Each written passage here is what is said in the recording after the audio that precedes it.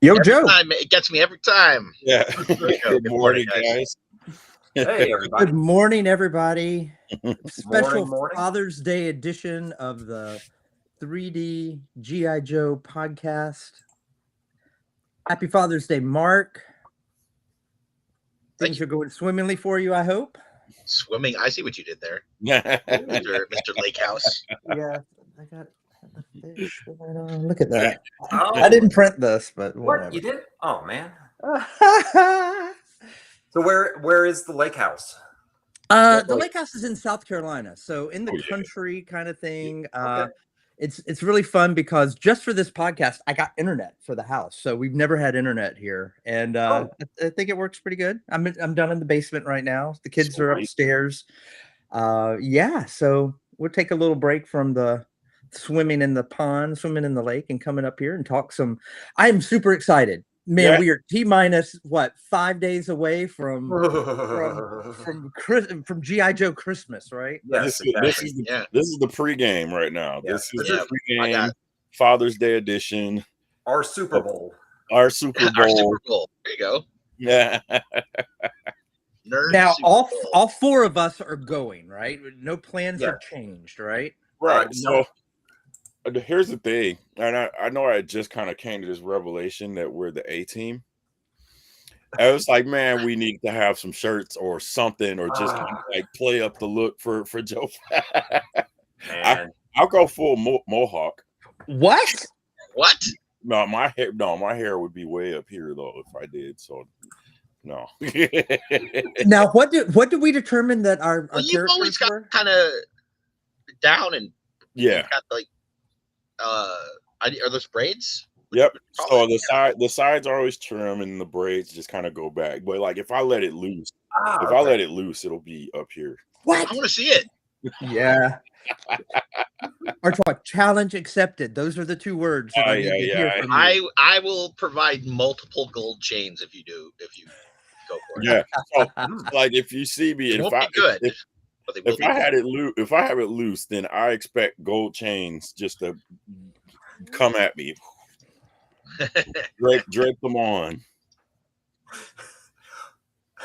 So we're all going to be there. I am personally getting there around 2:00 or 3:00 or something on Friday. Can't wait. Okay. Anybody else coming in on Friday? I'll be there Friday. Okay. Fingers crossed, everything. Yeah. Your travel. Yeah, I'll be getting there early Saturday. Okay, morning. Great. I'm there Thursday. I got the custom class, which starts early enough on Friday morning that I'm not fooling around and trying to come in Friday. That's right. Okay, cool. Yeah, I usually come on. I'll usually get there on Thursday, but it was kind of hard to get a room. I was about to say, Mark, aren't you staying like 30 miles away? Not quite 30, but yeah, I'm across the river. Yeah. Across the river. Yeah. Probably over by the Walmart, I think. Yeah. Wow. Does anybody know why rooms were so hard this year? Well, so like to get the rooms for like Wednesday, Thursday, it was like they were like sold out for those dates. I think it's because a lot of people are going to be there Wednesday. Yeah, there's got to be something. No, I think I had heard. Something else going on. I think that I had heard that there was something else during the first part of the week that was booking the conference center, and then Joe Fest has it for the week. That's. I thought I remembered that. I may be making it up right now. Yeah. I don't know. Yeah, it could be. So yeah, Mr. G.I. Cup. I don't know. Thursday as well. Thursday evening. Yeah. I was able to get I was able to get Saturday night, which is the only night I'm staying, but holy cow, was that price What's through up the there? roof. Oh yeah, baby. It's like, oh jeebus. Yeah, I mean it's like it is twice what it was last year. I could have stayed at the convention center, or I could have a couple $100 extra to walk around Joe Fest with. Like, exactly. Not worth it. Yep. Yeah. I mean, I have no problem just when it's time to go to bed, drive over to the hotel I'm staying in. I did that last year, and it was fine. Yeah. We spend no time in the rooms, so. Yep. Good morning, son of a crayon slayer. Good morning, guys. No, I like to stay there because of the room sales and stuff that happens way late at night for like no reason at all. It's just pandemonium. Yeah. If I recall, Very true. like last year, it was probably like 1 or 2 a.m. and then we just all broke open a bunch of 6-packs and just everybody was taking pictures and posing and having a good time. So that's why I like to stay there. Dang, party in your room. Now, any significant others gonna Yeah, try to my make it? my GI missus is always there. Otherwise, I mean, if people see my loot, it's usually crazy. But if she wasn't there, I don't know. Oh, Yeah, that's part of it too. Like, I'm not gonna have 3 full suitcases of stuff that I'll have picked up. So it's less of a big deal for me to, whatever 1 or 2 items I do get, I can, leave them at the booth I'm working at, or just stick them in the car if I'm in the parking garage, I guess. But yeah, Artwann, man, I don't know how, if you weren't staying at that hotel, I don't know what you would do. I have this shirt that says, you would need porters. oh yeah. I had this shirt that says warning, if left unattended, I might buy all the action figures. So it's probably true. Well, I can't convince my wife to come. I'm trying to, but she's like, "What am I going to do?" Nah, Well, you we'll brought fight that. you fight brought this one of year. your boys last year. Not to or Joe am I Fest. remembering? I brought them to the local shows. I brought my oldest to the local show. He has fun. He loves it. So that's the thing. My wife has soft launched something, and it's been kind of like growing the past maybe 3 years. She has like a little crew they're called the Wives of the Collectors. And they'll kind of hang out and at times take care of us, like we'll go get lunch and stuff like that, and make sure that we actually sit down and eat and things of that nature. And then they'll hang out and kind of do their own thing at the show. Nice. Scanning around to look for my wife. Man, I'm gonna have to figure out how to make my wife a little more acceptive of that, right? I'm thinking. I've actually been talking to my wife about bringing her next year for the first time, and we're thinking about getting a table or a booth and selling kind of odd items, not necessarily 3D prints, but we're kind of getting into like stained glass and other things. So we may have like an arts and crafts table to next year. And so yeah, my wife Lucinda, she's working on like some shirts and stuff like that has a logo. I have it somewhere, so I can probably show it. Just give me half a second. I have the logo anyway. She's working on shirts. Nice. So as Artwann is finding that, the main focus of the show today is to get. I think we determined that we're not going to be able to finish it, unfortunately. It just seems unlikely. It seems real unlikely with as much as needs to be done. But to get another full step in the Swampfire design process. Sweet. What you got, Artwann? So nice. Look at that. Whoever did the design really nailed the judgy pose of the woman. Yeah, that's perfect. You can see the scowl in the silhouette. Yeah, right. Yeah. Oh, I love that. I can see the eye roll, even though I can't. Right. Yeah. Just reeks of contentment. There you go. G.I. Custom says his wife wants to learn how to join that group. Okay.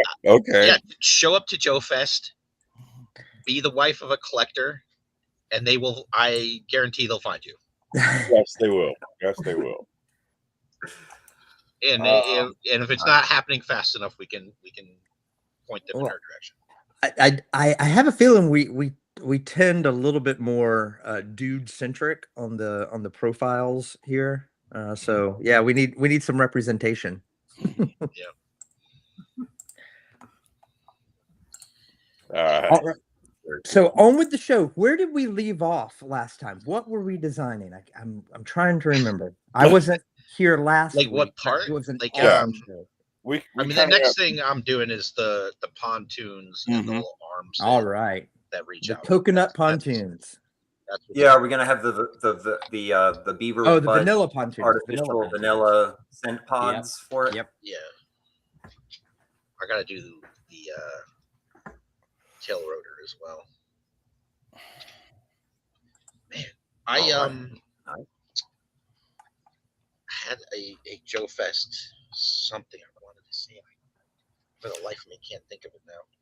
Well, does this have anything to do with a little talk we're gonna be having? Oh, we should. It wasn't, but You want to plug it? Huh? Yeah. It's official. It's official. We're going to be in a panel. So for the 4 of us that are watching right now, and the hundreds of thousands that will be watching soon on the channel here, we're going to officially be part of a panel. Excellent. And we've done it's the G.I.JOE 3D printing panel 2 or 3 times before. Mm-hmm. And it was always kind of the same, where we just took them through kind of like episode 1. It's like, you're curious about 3D printing. Here's kind of a baseline of information. Whereas this panel will be hosted by Dave of Audible Interlude. And so he'll be asking questions, and we'll be, talking to hear ourselves talk, because that's what we love to do. That's what we love to do. And I know, because nobody else loves to hear us talk. well, I think that there's a lot of questions still out there, because I do think over the past, I don't know, 2 or 3 years that at least I've been doing this and heavily into 3D printing, Joe collecting. I think that when I first got into this, there was this huge negativity around 3D printing and a lot of that kind of stuff, and how it's not original, and why. But I think that the creators out there, the classified line, being able to go out in tangents and things like that, have really brought in a lot of those people who maybe were on the fringes of liking 3D printing, has kind of turned around. So I would love to have those kind of conversations too, the philosophical, those types, where we don't really get into that. So bring your questions out there. Come to the panel. I think it's on Saturday morning, first thing on Saturday morning, right? Saturday at 10, which is really weird. Yeah. Because it's basically very confusing on the Joe Fest website as to when it actually starts. So we got confirmation from Ed. The show starts at 11. If you bought the ticket that lets you in for early bird, you can go in at 10. Mm-hmm. So weirdly, this panel is going to be taking place before Joe Fest is started for general. Or if you spent the extra money to be able to do early bird, that's when the panel is. So, yeah. Well, unfortunately, the thing is, a lot of the early bird folks are there Friday and do the Friday part. Yeah. And go find their grail and try and get it then. So it's not the end of the world. Probably not that big. If you got an early bird and you just didn't get in until late Friday, early Saturday, then they're gonna hustle on in. But otherwise, if you're general admission, it's great. Great place to just sit and wait for the door. Yeah, it's gonna. We might actually be able to get. We might actually get a better turnout because of that. Yeah. Gotcha. So we'll have to see how it goes, but yeah, it should be good. There's going to be some giveaways. There's going to be trivia. I've never really watched Dave's podcast, so I probably need to catch up beforehand. But I'm not sure what his style is. Yeah, I mean, I've seen it. I've been a guest on it once or twice. It was twice, yeah. Yeah, so good dude, big Joe fan. Yeah, I've actually met him before. I've just never had the chance to watch his podcast. Yeah, huge fan. He did the at Joe Lanta last year, he did the entire acted out reading of a new version of Operation Brazil. Yeah. That it was Michael Hill's original draft of Operation Brazil, and he brought in a whole bunch of people I'll read it up. do a table read of it. It was a blast. Sweet. Yeah, good guy. All right. Mark's getting his specs on. Looks like he's it's almost time. locked and loaded. Locked and loaded. Time for business. Got my charger. I'm good for the set But now. All right. Did that still not help you figure out what else you were going to say? It'll come. I'm excited also that Operation Recall is going to be there in part now. That announcement that Toy Federation was going to be selling Operation Recall in Carson's stead. And he's also going to have some of the omnibus books or whatever too. Sweet. I'm shocked by that. I thought he was completely sold out of those. I think what had happened is through various shows, he's sold remaining stock to the various stores. So he is sold out. But I think probably Toy Federation has their stock. And I think there were a couple other ones that had bought stock at the end of shows. So those might be the ones that are coming in. Regardless, if you don't have that book, now is your opportunity because it's sold out. It's never going to be redone again, and it is phenomenal. As we plug for Carson. Yeah. Yay, Carson. Carson. But that book is great, and hopefully the new books, I think he's planning for them before Christmas. He's been going hard on the new books for months. So should be interesting. All right. So I made a little mistake. Can you guys see this? Yeah, we got you. So I had rounded these curves down here, and now I can't find them in the timeline to delete them, and I need them to go away. So I just did some plain cuts. So I can get rid of it. Oh, and then you plain cut and then remove. Okay. Yeah. So that's one way to do it. Yeah. Let's do a line. I need to be able to get down into this space. So I'm gonna do try and hollow something, but I want to be able to do a cut after. So I'm gonna just putting a line there as kind of a reference point. Mm-hmm. We'll bring this up.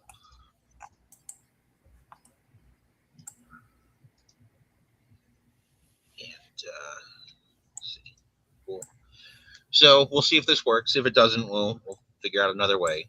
But with that selected, I'm going to go to shell and inside thickness. Let's say it's going to be like 2.3. Somewhere in there. I got 2.2. And of course, when we scale it up later, it'll get bigger. Nope, didn't like that. And reason being is there's a lot of complex stuff going on down here. Underneath it. Yeah. I just love that bottom. It looks so great right now. I love it. That. Does. It looks so great. So let's see. How are we gonna do this? That go away. Just go away.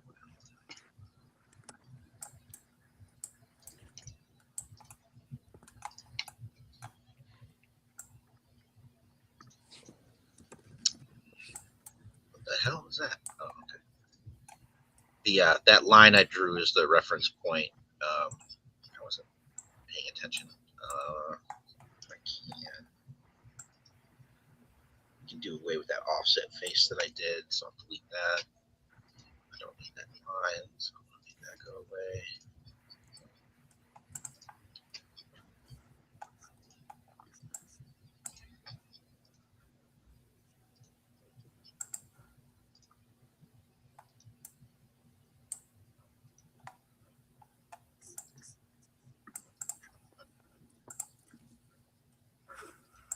Okay. So I'm just kind of doing a bit of a rough shape, and I'll be able to kind of tweak things later. But it's, this is obviously not just like a nice squared off piece. Same reason the shell didn't want to work, because this is a little on the complicated side. So where I've got plenty of room here, because that travels up, it's going to cut us there. So I'm not going to do a cut. I'm going to do a new body and do a draft.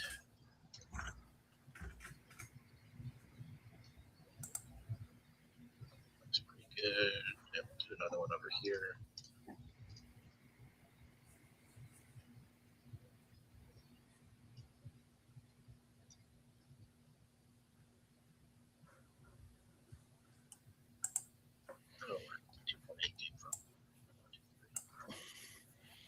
I was watching this clip of there's this female designer kind of slipped up on my feed on Instagram, and she says that, like, a lot of people who don't really know designing or what it actually takes, she's trying to educate them on like the background, like all the work that happens before you see the final project, because usually you only see the final product. And so the video was like, it was probably about a minute long, where she talks about, okay, before I got to this, there was all of this, and there was probably, she's like, I probably worked on this design for this simple sort of 3D print 10 hours. And then she kind of does like a, what do they call it, that really sped up version of her moving around. Time lapse version of her moving around in Fusion or something like that, Blender. Okay. And it, for folks who just don't know, it is a super eye opener, because she did the whole 10 hours, like legit, in the time lapse. And it was just like, you just saw the screen just, wow. And folks just kind of don't get it. So if you don't get it, you need to look at something like that, or actually sit and watch a tutorial like this. It takes some time. Artwann, would you mind making a post of that in our 3D printing channel? Yes, I will try to find that. I think that's worthy. And what you just said, I think that's worthy. I know it's not G.I.JOE related, but it's printing related. It's design related, right? And I think that that needs to get a big audience, and just so people understand, not to scare them, but to just know that there is development that needs to happen, right? Yeah. And that was her point. It was just like, okay, so there was 10 hours of this before I even got to the printing part, and then she kind of went to like, now I got to set up the printing part, which isn't as bad, but there's still some processes to it, because she starts off by going, so you see this, pretty cool, right? And then she says, and all I did was just press a button, and then she like jumps to a clip of it just falling down, already printed, already painted, or whatnot, like we all wish it would be. Oh yeah. And she was like, yeah, that's not how this works. Nice. And then it goes into, here's taking the thing out of the oven and seeing the finished product. Right. Yeah. And then she goes into, here's the 10 hours of design time. Okay. And here's my little funny take on that. I love a good time lapse. Yeah. I love a good time lapse, but you know what I love more than a good time lapse? Yakety sack while the time lapse is playing. No. Wait, I lost the word. What is the the montage. Oh, montage. The 80s montage, right? Where they're playing like Eye of the Tiger in the background, and Rocky's training for the fight, or that kind of thing. Or in South Park, they made fun of it. Gonna have a montage, or whatever. That's the best, man. They've used that song like in South Park. They used it in Team America, basketball. Basketball, yeah. Oh yeah. So yeah, you know, we need to have a 3D printing montage. definitely, definitely. All right, you get right on that, dude. All of my montages are me throwing the computer across the screen or the Oh, room because geez, it's yeah. like, why don't you look right? Or me printing it out and it's like 4 millimeters too short for what I'm trying to do. You know. Oh, that. I mean, just like how Mark is sitting there measuring stuff, like nobody ever really sees that. Yeah. I was talking to Ben this week about that same exact thing because he's like, dude, there was some parts that he redid the Desert Fox, and he showed it last summer at Joe Fest. And then I had a buddy who was needing there's a front suspension on the Desert Fox. There's like this particular piece, and it's actually very similar to the one that's on the Dreadnought, the car. What is the car? Thunder Machine? There's a piece in you the call front. yourself a Joe fan. The sway bar, it's like a suspension sway bar. And he made one that's articulated. Yeah. Oh wow. And so I was asking Ben, did he make that? Did he like scan the sway bar, the little suspension bar for the wheels? And he was like, yeah, I think I got it, but I had to like totally remake it because the scan was great. But he like totally remade it. I was like, cool. Like, you know, is there a chance that I could print it? And we kind of got into this whole thing where I was like, you know what? I want to print the Desert Fox. And he was like, no. He's like, I haven't put that file out yet because for some reason. We're talking about Ben. Ben. Yeah. I didn't see any of this. The Desert Fox is on it's sitting right here because I want to do it. Yeah, so he I already bought all the filament. He made it and displayed it last summer at Joe Fest for his custom, you know. How did I miss that? Yeah, I missed that one too. It's red and he's got like the it's the Crimson Guard. Yeah, it was not Crimson Guard. Red Shadows. Red Shadows. Okay, I do remember seeing that. Yeah. Okay. And so I was like, yeah, I wouldn't mind printing a Desert Fox. That's like not a huge vehicle to print or whatnot. And he's like, I didn't put the file out because he's like, after all the measuring that I did, somehow some stuff still came wrong where the back didn't, like, you know, it's supposed to clip together. The bottom part and the top part is supposed to clip together. So he said he had to, when he printed it, he had to work some magic, but he needed to go back. He said he still never went back and fixed that. And I was like, wow. That's where you release it into the wild and go, somebody fix this. Somebody fix it. That's what he was saying. He was like, I'd send you the file if you could go ahead and fix it. And I'm like, I'm not. There you go. That's what you need to do. Hey, done. So I need some input from you fellas. All right. Yeah. Yeah. So I'm doing the pontoon, and on the actual toy, they only go down about as far as the bottom of the hull of the boat. Right. Yep. Like, so it could all sit flat like this. Mm-hmm. Okay. But in the blueprints, they're lower. Oh. I don't suspect. If we do flat like the toy, that's fine. If they go lower, there's a good chance it's loose enough that when you set it down, they just come up anyway.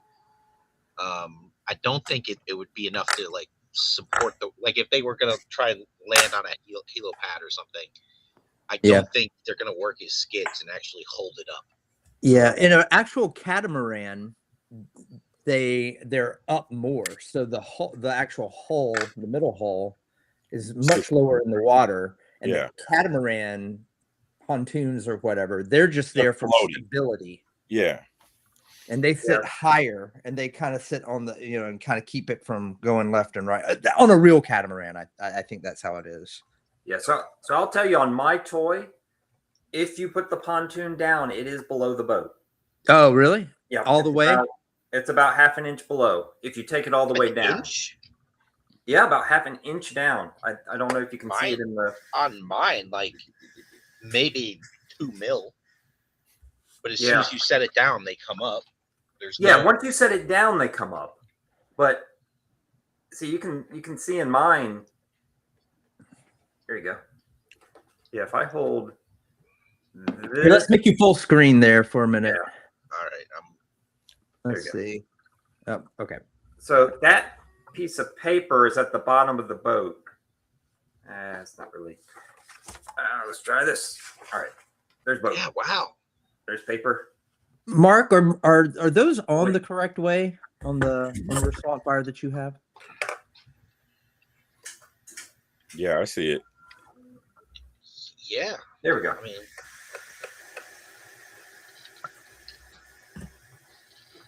I don't know how you would put them on different. Yeah.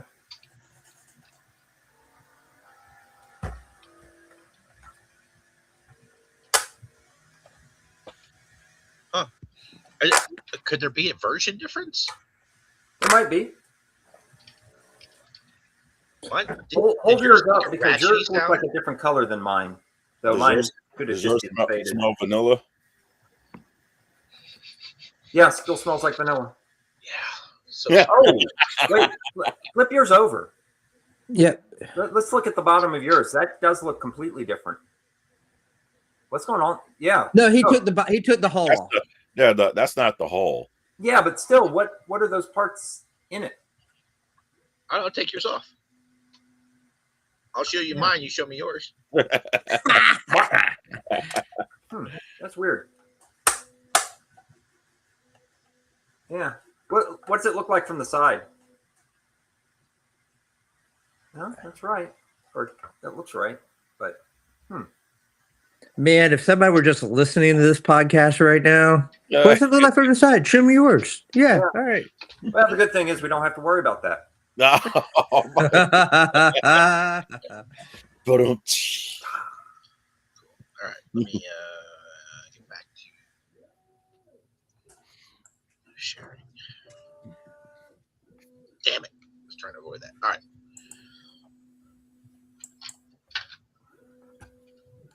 So I just look at it as the infinity mirror thing is like going back into Mark's brain. I hear Mike's printing away back there. Yeah, Beautiful. I'm in the last minute rush for Joe Fest. Yeah, and since the podcast has started, he's printed 43 of the miniatures. Yeah. Holy cow! I was working on antennas until 1 o'clock last night. 3 hours of just gluing the little antennas. It was not fun. I would tell you need a hobby, but yeah, exactly.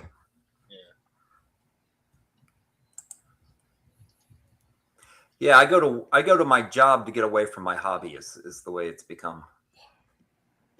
Interesting. I 80% of the time work from home, so I'm always in my hobby. Like I could, as far as I could do a lot more, but I don't always have my printers humming.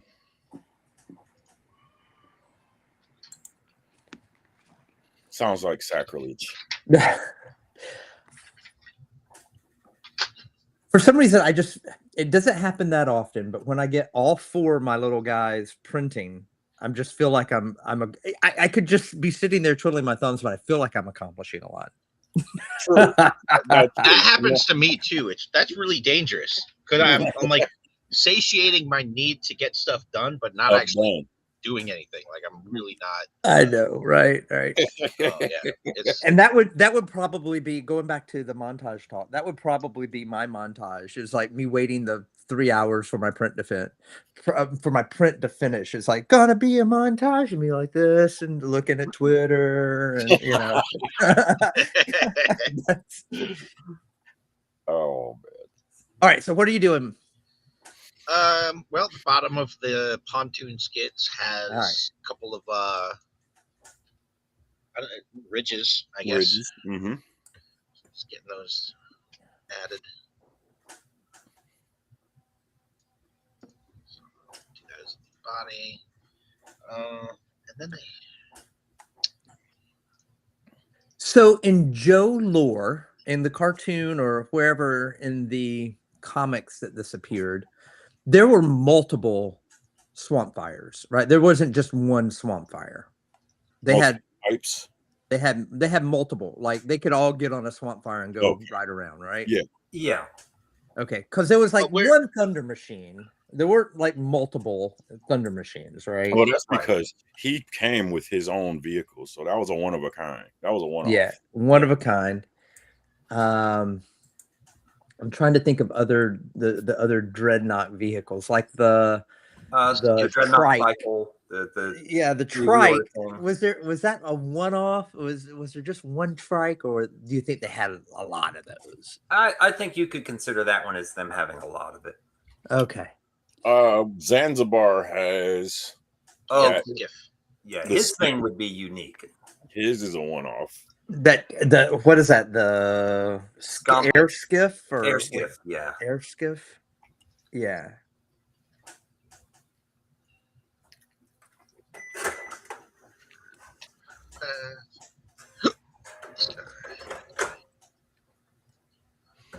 Did someone just microwave something? No, it's my printer. My 2D printer, not my 3D printer. Oh, okay.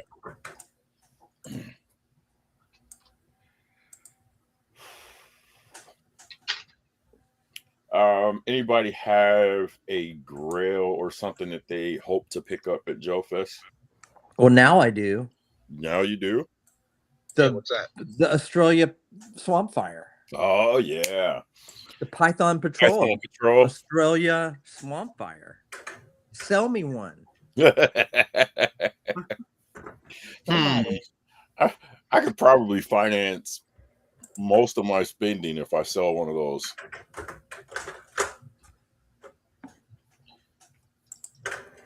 Yeah. There's no way, huh? No way I'd go home with one of them. Me and Shane fighting it out in the parking lot to see who gets the honor of taking it home. That's the thing. I need to look at if there's any pricing for that. I'm gonna have to figure that one out. So which one was this, Artwann? It is a Python Patrol colored Swampfire. I'm looking it up on eBay. Yeah, what's the history of it? Australia. Oh my gosh. So we talked that might have been a month ago. We talked. Oh, is Mike I not here wasn't for that on. one? That was the one where he was. I think you were in Tampa. Yeah. Holy cow. They're beautiful. It really is. It's a really nice one. Yeah. Definitely making one of those with this design. Yeah, there's currently 0 for sale. None for sale. That's what I'm saying. I got no comps, so I don't know what exactly to sell it for. Well, you go to the history where you can see what people have paid for something. Yeah, I did. There has been nothing there either. None on the history. Uh-oh. Python Patrol Swampfire. Yeah, that color pattern looks really good. Yeah. Tight. Wow. Yeah. Learn something new every day. I mean, in my brain, Destro and his group designs these things, and he was like, these things are crap. I'm going to sell them to the Dreadnoughts, right? And then he goes, now I can make a Python Patrol. In my brain, that's how it works, right? I don't know. I always try to rationalize why they all have the same vehicle, right? In my brain. So my next question for you gentlemen. Yeah. On the toy, on the front of all of these pontoons, there's a foot peg. Yeah. I think I don't bother with that. Thoughts? I would not. Because classified is very inconsistent on foot pegs. You'd guaranteed. But also, it's a 3D print. There's a good chance I just it'll knock off. It'll just shear off. break. Yeah. Yeah. Yep. I would not bother with it. Okay. So Shane. Artwann. Mark. Michael. We can do this all day. So That's why people join our podcast right there. So price wise, I'm not. it's basically saying it could sell anywhere between about $350 and $550. Whoa, For fudge crackers. For Shane, $350, it's I would buy all it. yours. I'm not fighting you for this. For $350, I'm telling you now, I would probably, I'd buy it. At $350, you would. Okay. Yeah.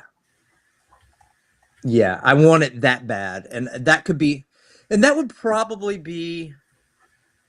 I don't know. Have I spent? Oh, maybe I spent over that for the Terror drone that I have. I'm trying to think of what my single purchase in G.I. Joe has been.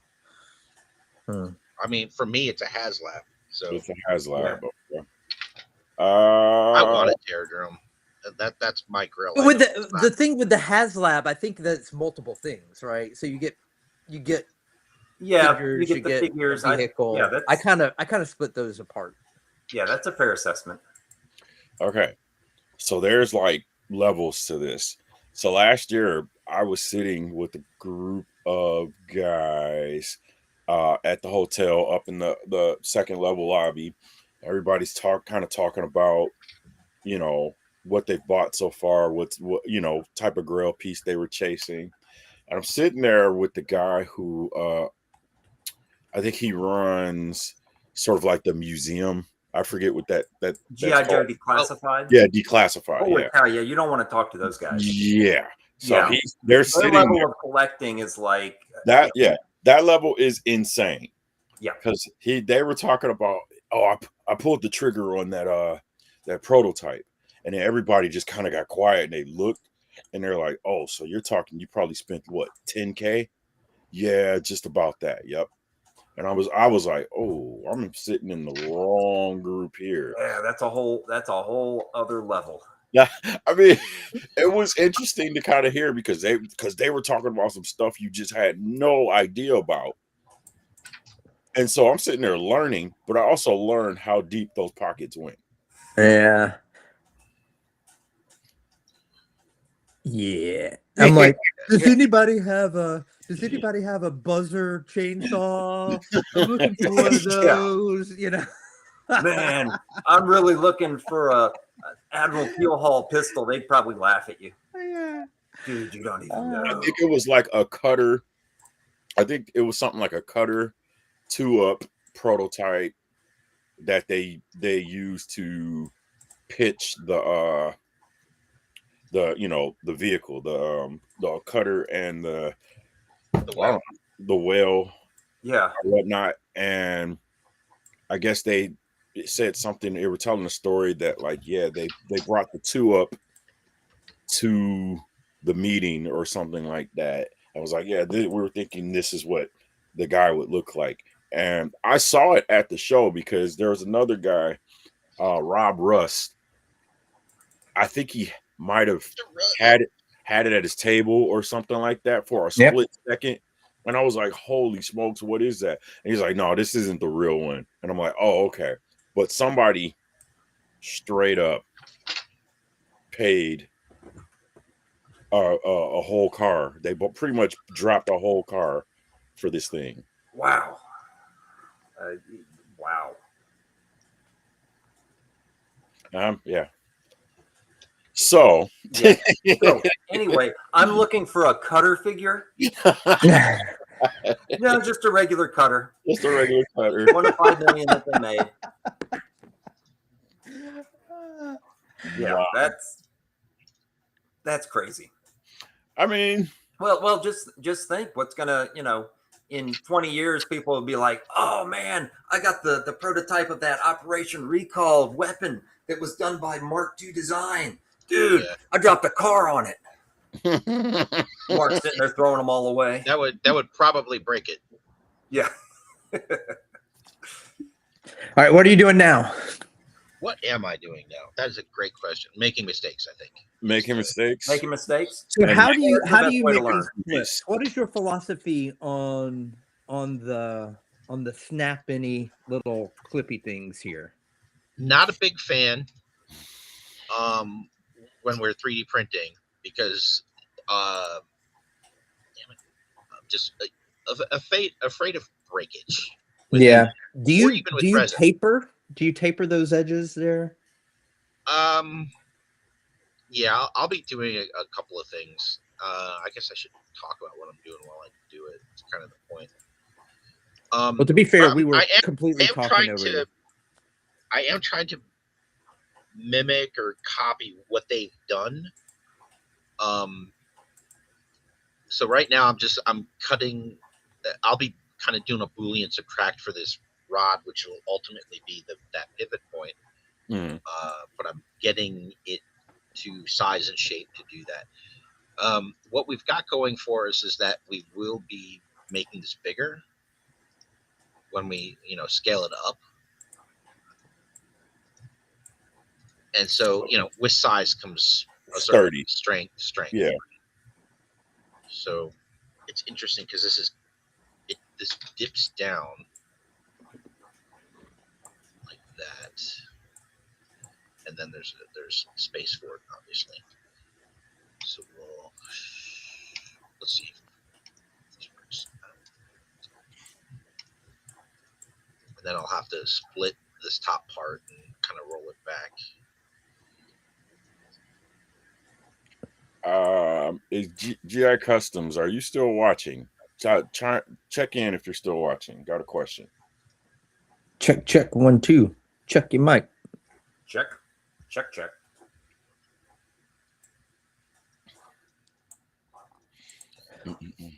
So I was just checking my Facebook feed here, and it turns out that Super 7 has their turtles for sale now. Yep, Reaction plus turtles. I was going to mention it, but I did. Yeah. But Wave 1 is not all the turtles. It's not all the turtles. There's Shredder. It looks like 2 turtles and Shredder and then a foot soldier. Yep. Yeah. It looks like Leonardo. Wait, who's Raphael's the purple one? He's the Donatello. Donatello's purple. Donatello and Raphael. Raphael's the red one, right? Yep. Yeah. What are we talking about? Turtles. So not the G.I. Joe turtles. A Super 7 turtle? Yeah, so they're Super 7, but they are O-ring, which is right in Shane's wheelhouse. Yes, they're O-ring. That makes sense. That is in my collecting wheelhouse. And along those lines, the other thing that is actually more Joe adjacent is Super 7 is also doing Visionaries. Yep. They dropped 2 of those. Yep. I'm assuming those are holograms. I don't know how you couldn't make Visionaries without actual holograms. So if that's the case, I'm kind of surprised they can still keep them at the $25 price mark. Sweet. So why are they more Joe adjacent? Are they in the Joe universe? No, but they were actually made by Hasbro. Oh, okay, gotcha. Shortly after G.I. Joe, they were O-rings originally, but they were slightly larger than G.I. Joe. I think they were like 4 or 4.5 inch tall. Right. Gotcha. So as all holograms should be. Yeah. As a kid, if you had them both, they kind of all fit together. They were Hasbro built. They were legit O-rings as opposed to taking turtles and now for some reason making them O-rings. But I'll tell you, those turtles look good. I like the fact that they've made them. It's just kind of weird nostalgia. Did you order them? Did you order the turtles? I did not. I have them. I ordered them. You have them already? So the design is something that I've had in my 3D printing set for a long time. So I have some already, and then I ordered those because it's almost exactly identical. Okay, gotcha. Okay. I have not ordered them yet, but I may. Yeah. We got all right, Mark, what did you do? What did you decide on here? So I kind of finished where these are going to clip on. I think when this is printed, it's going to be printed with like this face down, which means the layers aren't going to be on here in such a way that it's going to want to snap easily along layer lines. Okay. So I think we're going to be okay here. And now I'm just creating the actual part that'll pivot. The connector bar. Yep. Yeah. And it's kind of not. Like, I'm going to end up chopping this, but what I'm going for is kind of symmetry.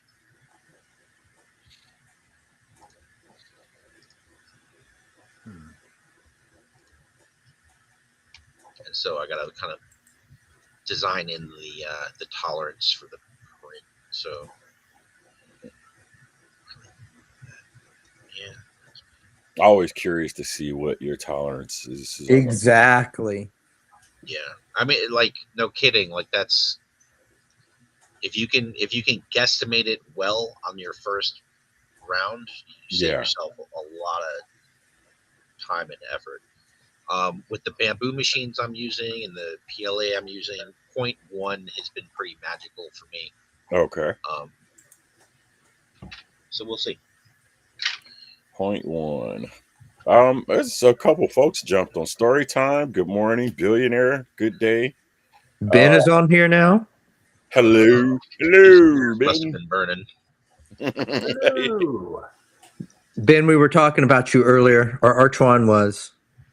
Mostly in a good way. In a good way, yeah. Talking about the Desert Fox. Desert Fox. Yep. Mm-hmm. Maybe these are on here wrong.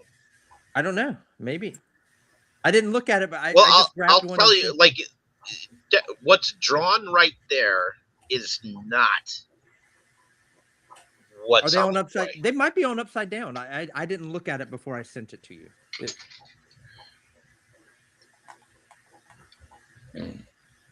I don't want to break anything. They're kind of in there, you know.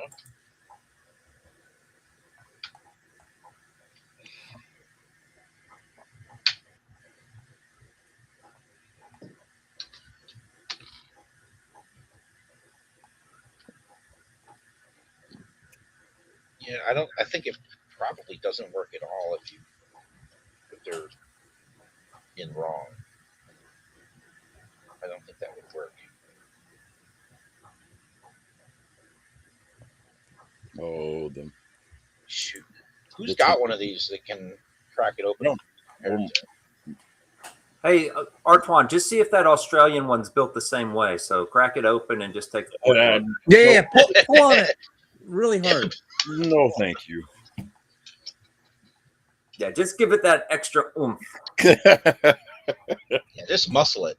He forgot the combination to his laser locked cabinet. Anyway, he'll never be able to get into it. Have to go get the keys. Yeah. It's not a optical sensor. Yeah. Walk up to it and put your eye in it. Yeah, I don't think they can go in wrong. I don't think it'll work. So Ben, can you put up his little comment here at the end? All right, I'm gonna stop sharing. Hold on, I will. Okay. So he's Mike, talking about the tolerances. Yeah. Yes. Can you hold yours up, please? Sure. Oh, I didn't. Nah, we were kidding about breaking them. Oh. So Ben, it really kind of, like, the tolerances really kind of depend on you knowing your machine, how dialed in everything is, and when you're able to build, do your parts clear the way that you need them to? Yeah, that's so weird. Okay, thanks, Mike. So, like, if you're trying to make sure pieces fit together, are they clearing the way that you need them to? Because Ben's talking about his is at 0.05 millimeters, and he's saying, Mark, so are you saying 1 millimeter works better? But it does. 1 millimeter is definitely better. Well, it depends on the joint. Right. If you're just trying to create like a friction fit and that's it, I would say 0.05 is probably okay. The part I'm doing right now is a pivot, and we don't want that to be so tight that it creates a lot of friction or resistance when we move it, because you're going to end up potentially breaking it. So we've got two things happening. We've got the snap fit where I created those kind of U joints that the pivot's going to have to snap into, and then it's got to be able to rotate. So for me, I want a little extra space. So point one for me is a better place to start on that specific piece. Okay. And also, so like if we had two things that were the same size, right? A male female connection point. If one of them is a cylinder that we're going to be subtracting, like what we did, if you offset the face by minus 0.05, it's actually 0.1 because it's going to shrink in multiple directions, right? Mm-hmm. Yeah. It's, how does that work? You're doing 0.5 radius, which is 0.1 diameter. Right. Yeah. Let's get back. All right, Mark, back to full screen. Bing, there it is. Yeah. It's a little annoying because the shape that's there is definitely not what we're doing. So get rid of the canvas for now.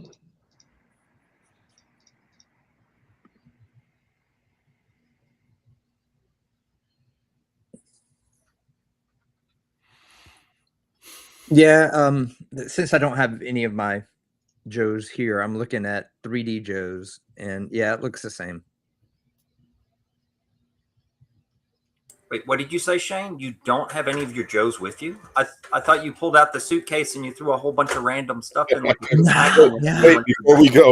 before we go, I've got to get a bag of Joes. Yeah. I need this one, and I need this one, and he needs a friend.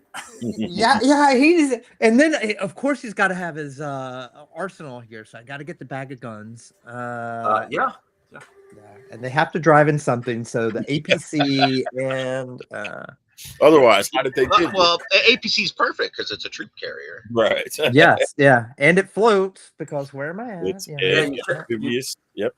Yeah, I figured you just show up with your rapid deployment pack on your belt and carrying the APC like a suitcase. I could go back over to my mom and dad's house and go to the same pool and have the same APC and the hovercraft and the moray all in that. Oh, speaking about the moray and the hovercraft and the flag, yeah. Man, there's some great UI video or AI videos out there that are like the photorealistic, the movie realistic versions of, like I saw one with the moray and lamprey last night or whatever. Saw one with Killhall and the flag and Frostbite and the snowcat. They're amazing. They look so good, and they have like the 80s theme track going on in the background. I thought that was really fun. Oh, very cool. Dun, dun, dun, dun. Kind of like the A-Team win that Artwann shared with us.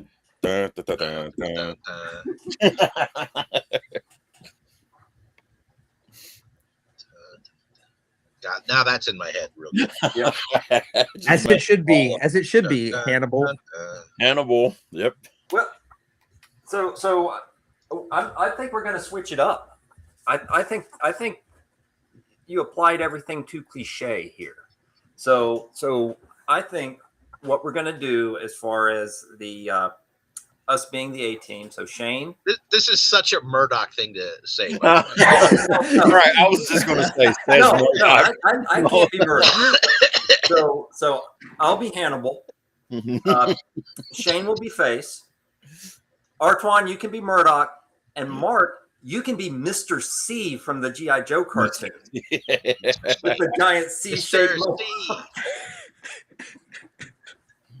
C. Love it. Mr. C. I hear he's still Honestly, looking for a job. My real issue with this is that I'm kind of like really fat right now. Oh. What is that? I said I'm really fat right now, so so was Mr. C. You know, he let himself go after his show on Cobra Television was canceled. Right, as is most all athletes after they're done. Yeah. Yeah. Except They continue that for high the calorie fridge, diet because he kind of started that way.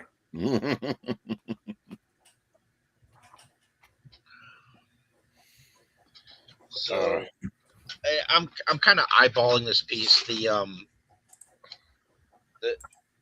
blueprint reference is just really not helpful on this particular one. So yeah, I'm going to use the little angle finder here.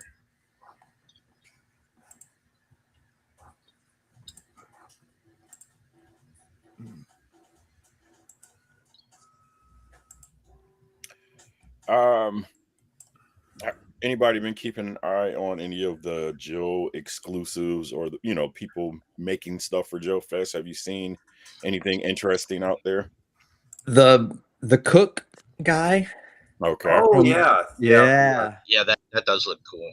That one's pretty cool. Now, what was he from? Tell me that again.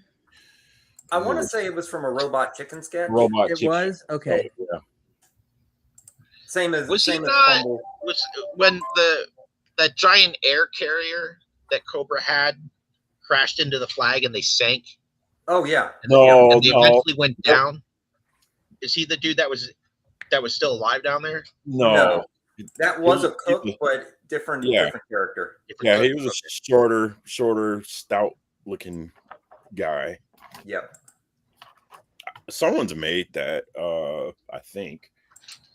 I want to say it might be Mike. Mike makes people. I think he made that character.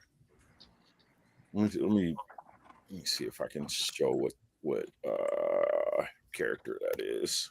But yeah, I was thinking that, or I was seeing that for the cook character, it was Seth Green is signing 50 of them, and they have different tiers. Yeah. Oh, they have the midnight snack version and the regular version. Yeah, he's got the kiss the cook apron on. Yeah, not the thing I'm talking about. Right. But yeah, someone did make that other thing, and that's where my mind went. That's where your mind went. Okay. Yeah. Gotcha. Images. Yeah, just of course about exclusives, just saying, just little thing that might be floating around. The little things. Just a little thing. Little thing that might be floating around that the cook got sunken into. Quite possibly. You never know. You never know.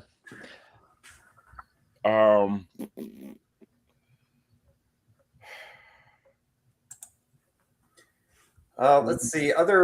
What other customs or just unique things? So my understanding is Super 7 is going to have their Cobra Commander and Snake Eyes Ninja Force. Oh, really? Yeah, and I saw just announced that there was a glow in the dark Snake Eyes that is a Joe Fest exclusive. Oh, really? I did not see that. Okay. Yep, yesterday announced. Okay, nice. While Mark's over here eyeballing and fabricating, I was going to ask, and I was trying to see if G.I. Joe Customs or GI Customs was on to see, like, at what point do you start looking at the old design and then you just start embellishing, like, okay, I don't like this at all. I'm just going to. Yeah. What do you mean? Like, just like the connector thing that, that you're recreating there. At what point do you go, I don't like the way this works for 3D printing. I'm going to do something else. Okay.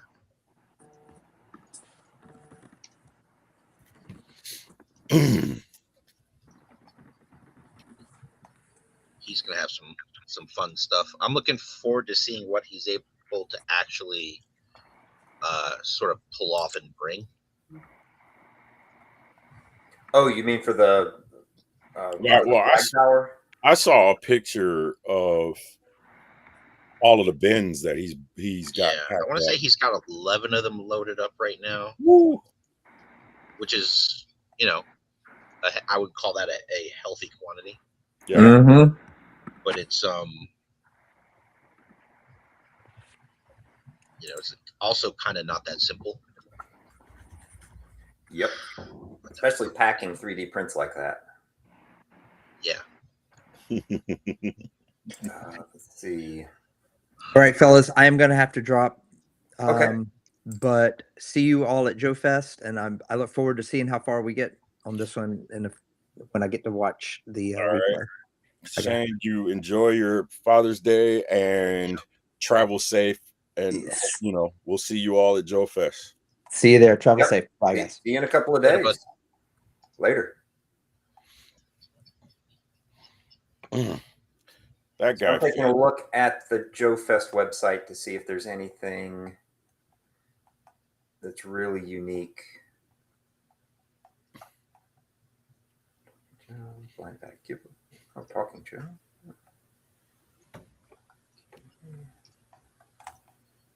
So this is a mildly complicated little chunk right here.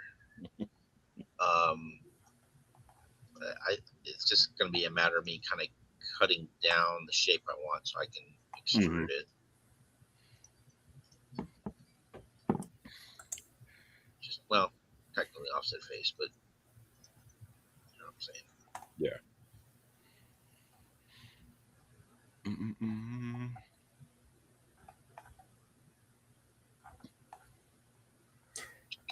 Oh, so one thing I wanted to talk about.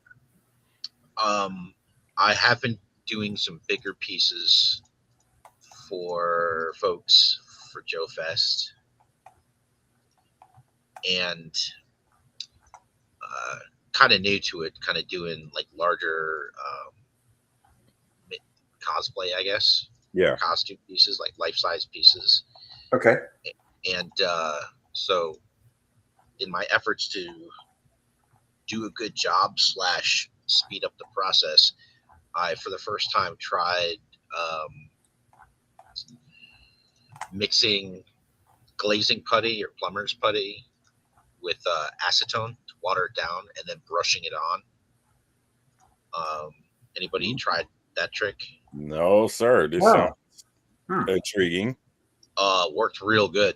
worked really good.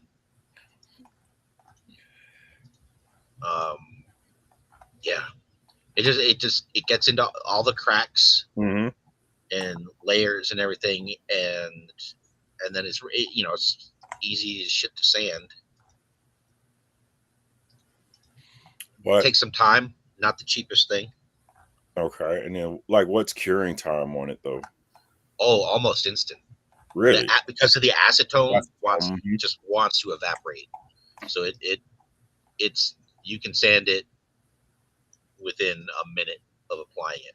Wow. The problem is it dries real quick. So you get some runs.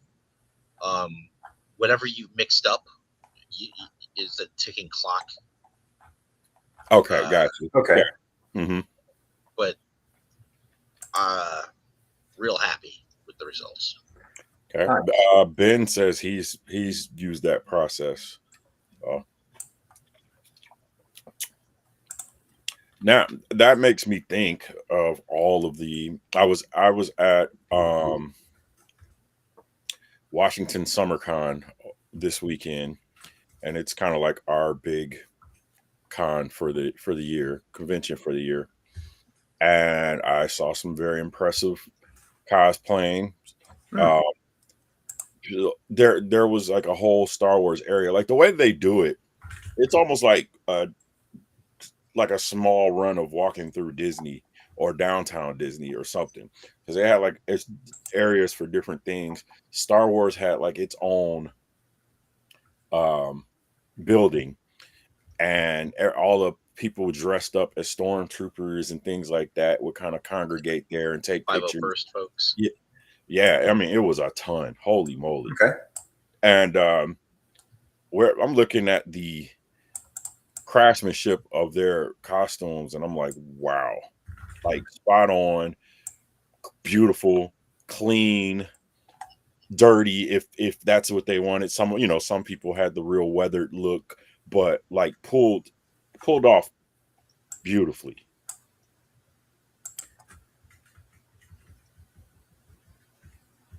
There was a lot of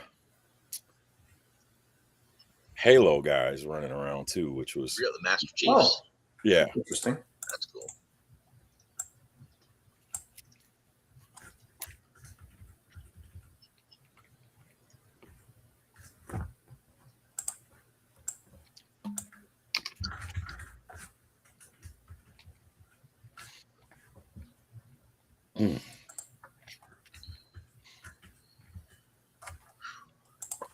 So the one of the things we haven't talked about is the drops for this week. Oh, yeah. We got Dusty and we got the Alpine Rescue. We got Wallet Killer and yeah, dude. Like, Kiss Your Account Goodbye. The weird thing, and I've talked about this with a couple guys. When G.I. Joe Classified started, you could get basically what 4 to 5 figures for $100. Yeah. We're down to 2 figures. Yeah. Down to 2. Yeah, and I'm sorry, that Dusty he's okay. It's not a Dusty that, you know, I ever really gravitated towards because it was a little late in my run. Mm-hmm. But holy cow, is that Coyote terrible? Jesus, that Coyote does not skip leg day. A friend of mine, he sent a picture of that thing compared to a real coyote. And coyotes have these super scrawny legs. Mm-hmm. And that thing, it's sad when they're creating an animal that's a kit bash of the other animals. Of the other ones, yeah. You know, I think somebody pointed out it's Order's body, but Junkyard's legs. Really? And then they did a new head for it, but holy cow, does it? It's not good. Well, and then to justify that, what the Dusty figure was like, that was $50, right? Yeah. No.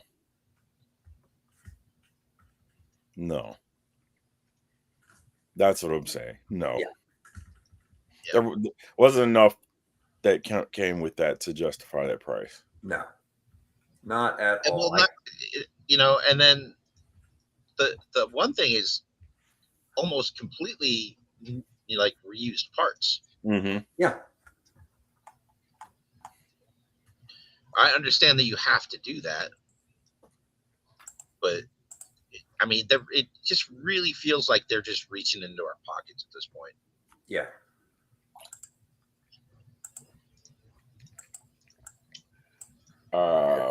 Kind of a shame, but yeah, that was an easy pass for me.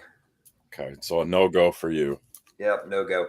And you know, the Alpine Rescue, I like that. I like the concept of it. It gives you a new character or a new figure. It's all reused parts. I'm cool with the concept, but again, I don't need it because it's just a new. There's no link to that character, or you know, it doesn't even link back. I think what a lot of people are probably going to do is they will make it that one version of Doc. Of Doc, yeah. And which surprises me that they just didn't include Doc's glasses. That would have been an easy throw in. So I think that's sort of a figure that's an extra for the world building that they're agreed. You know, so no, you don't really need that. No, that's kind of the way. That's the way all the legacy characters have been for me. So I'm fine that they make them. It's, you know, it doesn't upset me that they've made them. You know, some people are going to buy them, some people aren't. But yeah, Dusty is just, that one seems like a really bad cash grab.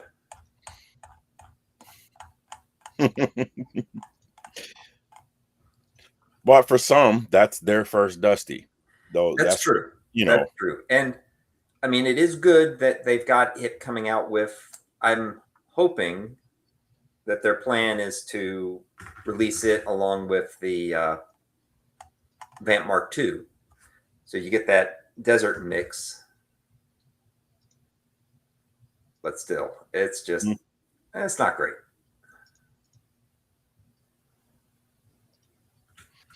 Okay, agreed. So I think for a lot of people, it was a pass, but like for some, that Dusty sort of hits them in the nostalgia. Yeah, for them.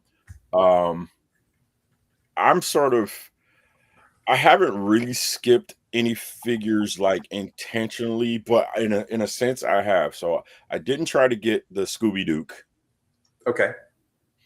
I didn't try to get that Dyer.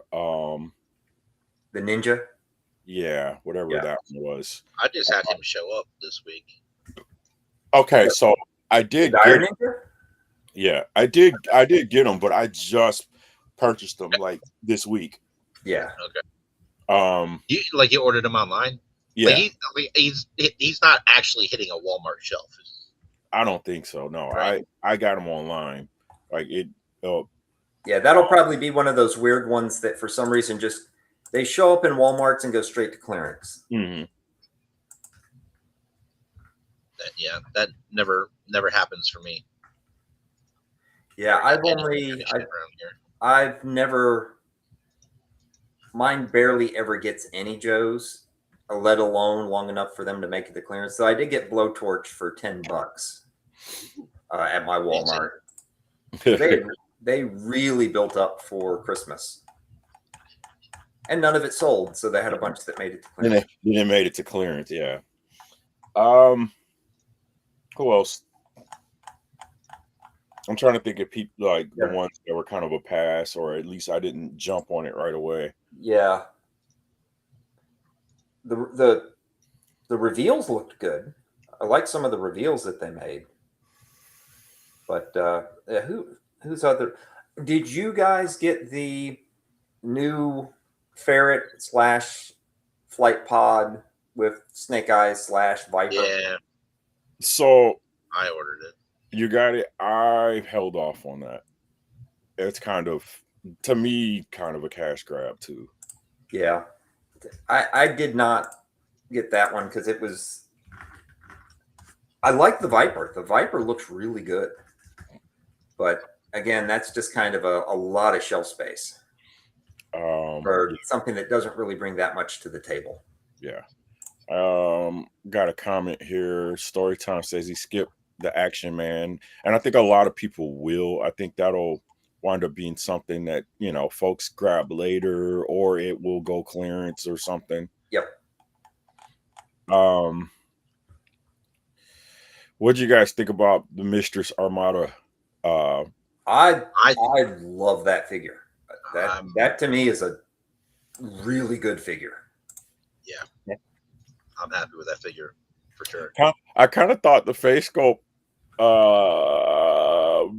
looked a little bit like Priyanka. Who? I'm trying to think of a movie you might have seen her in. Oh, I can't think of one though. Yeah, how do you spell that? Priyanka, Priyanka.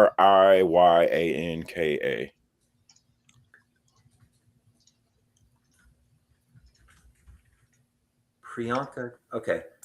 Indian actress? Yep. Okay.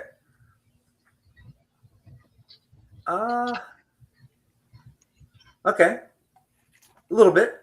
I can see it. You see it? Yeah. I'm not just imagining things. No, I can see it. Okay. Oh, you're imagining something.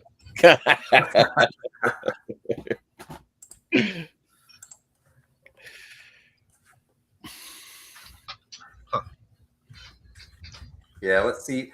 So I guess the one guy that they had shadowed out, he must be a Action Man guy, right? Maybe. Really? Well, What do you they're think? saying it's a new figure, like a new concept. Oh, okay. And what was Yeah, the name on him? I don't think they put a name on him. Yeah, it was something. Yeah, then there's a name. Yeah, it's got that weird third arm hanging off his back. Toxo Viper looks good. I'll probably end up picking up Toxo Viper. Mistress Armada. I like a Toxic Viper. Yeah.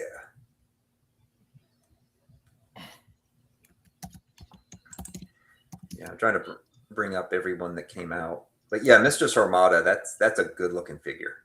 I bet a lot of people are going to take that head and customize a Raven out of it as well. Possibly. Possibly. That's not ringing a bell for me. Who's Raven? Raven is the pilot for. Why can't I think of any names? Yeah, she was a female pilot of a Night Raven. For the Night Raven. Yeah, and she and Slipstream ended up, was it behind enemy lines, or they both crashed? What the hell are we talking about? There's a episode where Raven and Slipstream wind up being sort of trapped together in a building, basically, and we're catching somewhat fire from Cobra, and Raven was trying to get sort of extracted, and Cobra was like, "Yeah, you're just collateral damage at that point."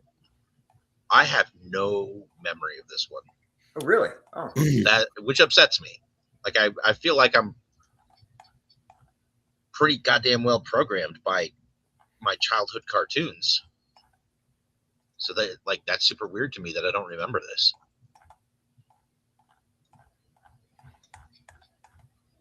Man, that's going to drive me goddamn bananas. Yeah, you got to go back and watch it. Yeah. I absolutely do not remember that. So, like, they don't run on the YouTube restreams. You have to, like, actually go to your seasons. I've bought most of them on Amazon. That's typically how, like, if I have a hankering to watch the cartoon, that's how I do it. Yeah, so it looks like Super 7 had made a figure of her. Yeah. In the 5 POA style, yeah. Yeah. Can you bring that up and I'll take a peek? Yeah, sure. Oh, crap. I mean, she's in a Night Raven pilot outfit. Yeah. Yeah. With a helmet off, I suspect. Yep. But all right, let's see here.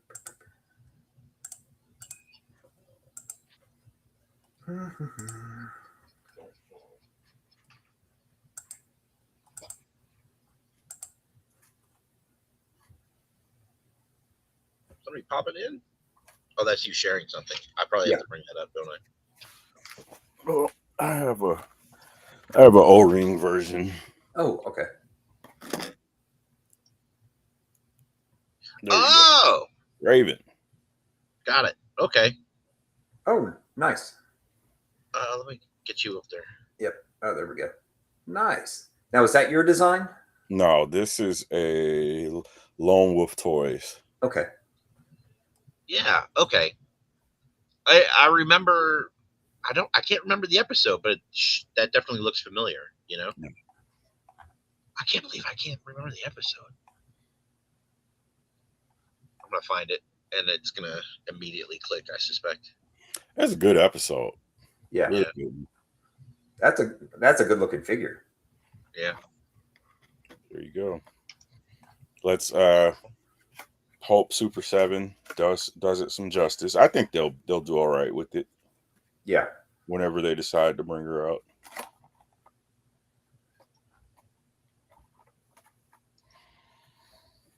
There'll probably be a good looking figure with some really janky AI artwork.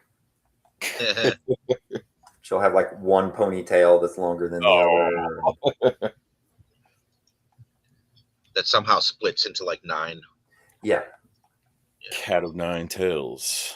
a couple extra fingers sticking off of it.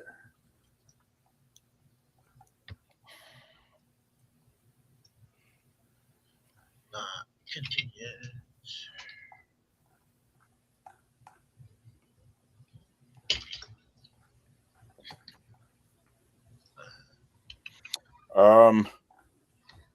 Anybody's kids doing anything? Well, you're Mark. You're the only one, I guess. Doing anything special? You say today? But for today, Yeah. just my middle son, who's kind of the cook, is gonna make a nice dessert. Sweet. Yep. Bananas yeah, Foster. Yep. Bananas Foster. Oh, nice. With like he asked me, and I was like, I just wanted to think of something that we haven't really done before, so that's what I came up with on the spot. So my older son has his like a D&D thing he goes to on Saturdays, Mhm. and he decided to make a thing called a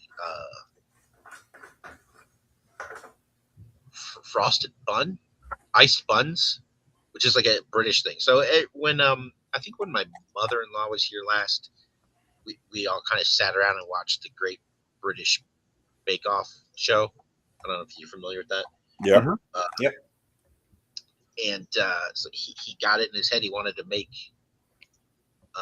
this iced bun thing, and so it's like custard and jam in the middle of like, it's a bread. It's definitely a bread. It had yeast. It had to rise. They had to proof it, but it very much like a Cinnabon texture.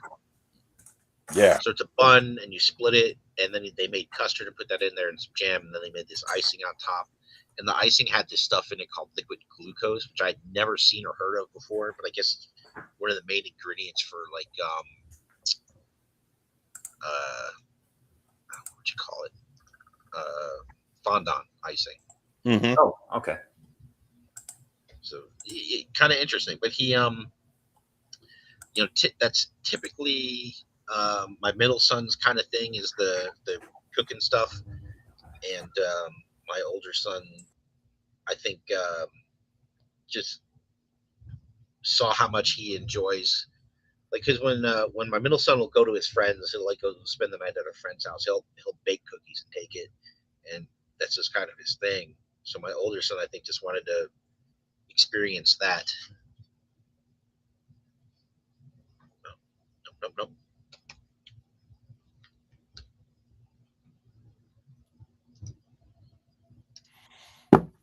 But yeah, kind of lot of fun baking and stuff going on here lately.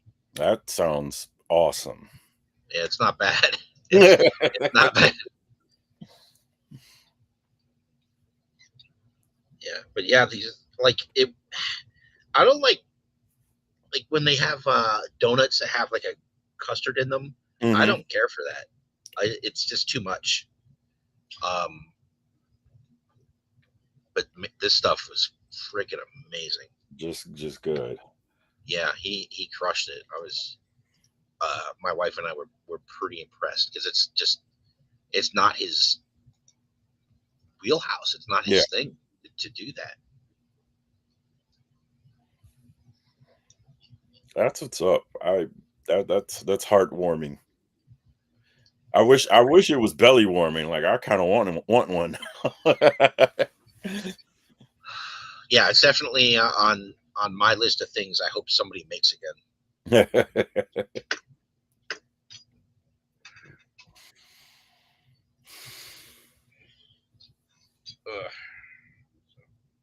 try and capture an angle here.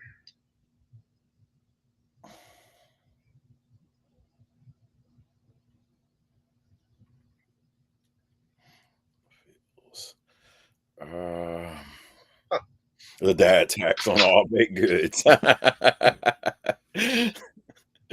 Oh, that's a good one. Ben says, Mark, you have to demand the dad tax on all baked goods. Anything yummy that comes in the house, dad tax.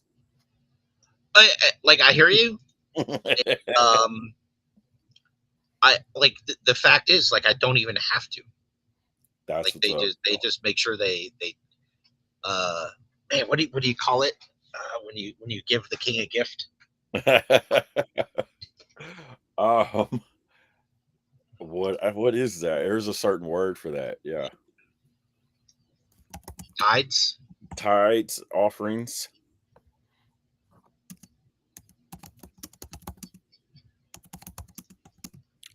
A gift.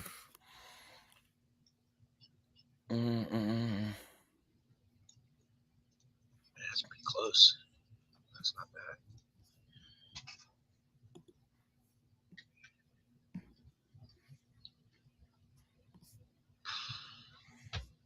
Okay. All right. So I have this. We'll call this a rod because it's Yeah. kind of a rod. And we'll have this arm that'll reach up, and then there has to be another rod that goes across. But I want to make sure that this rod is like the second one is kind of symmetrical to this. Mm-hmm. So there's a couple things we can do. I can do a pattern on a path, use one of these lines, and only create a single duplicate, and then just kind of eyeball it. Right. But I think what I'll do is I'm going to do a line. I use this face as my surface. So I should be able to find the halfway point like that and split it. And then I should be able to do a mirror. Mirror it, yeah. And then use that as the plane.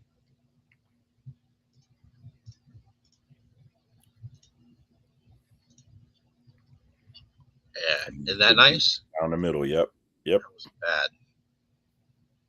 And then I think I had used the middle. I had split this in half to get the middle, so I should be able to just do a mirror. I guess I have to break it up again because we're just off from the x-axis here. But yeah, come back to this, find the middle, split it, and maybe there's an easier way, but I know how to do it this way. Mm-hmm. No, I thought I had joined these. It's not. So create mirror, that guy, that face. Okay, that back, and I think I can group all this crap now. On the actual piece, I thought for a second that there might be some bevels and stuff going on, but now I'm thinking it's just flaws from the mold. Oh, interesting. There's definitely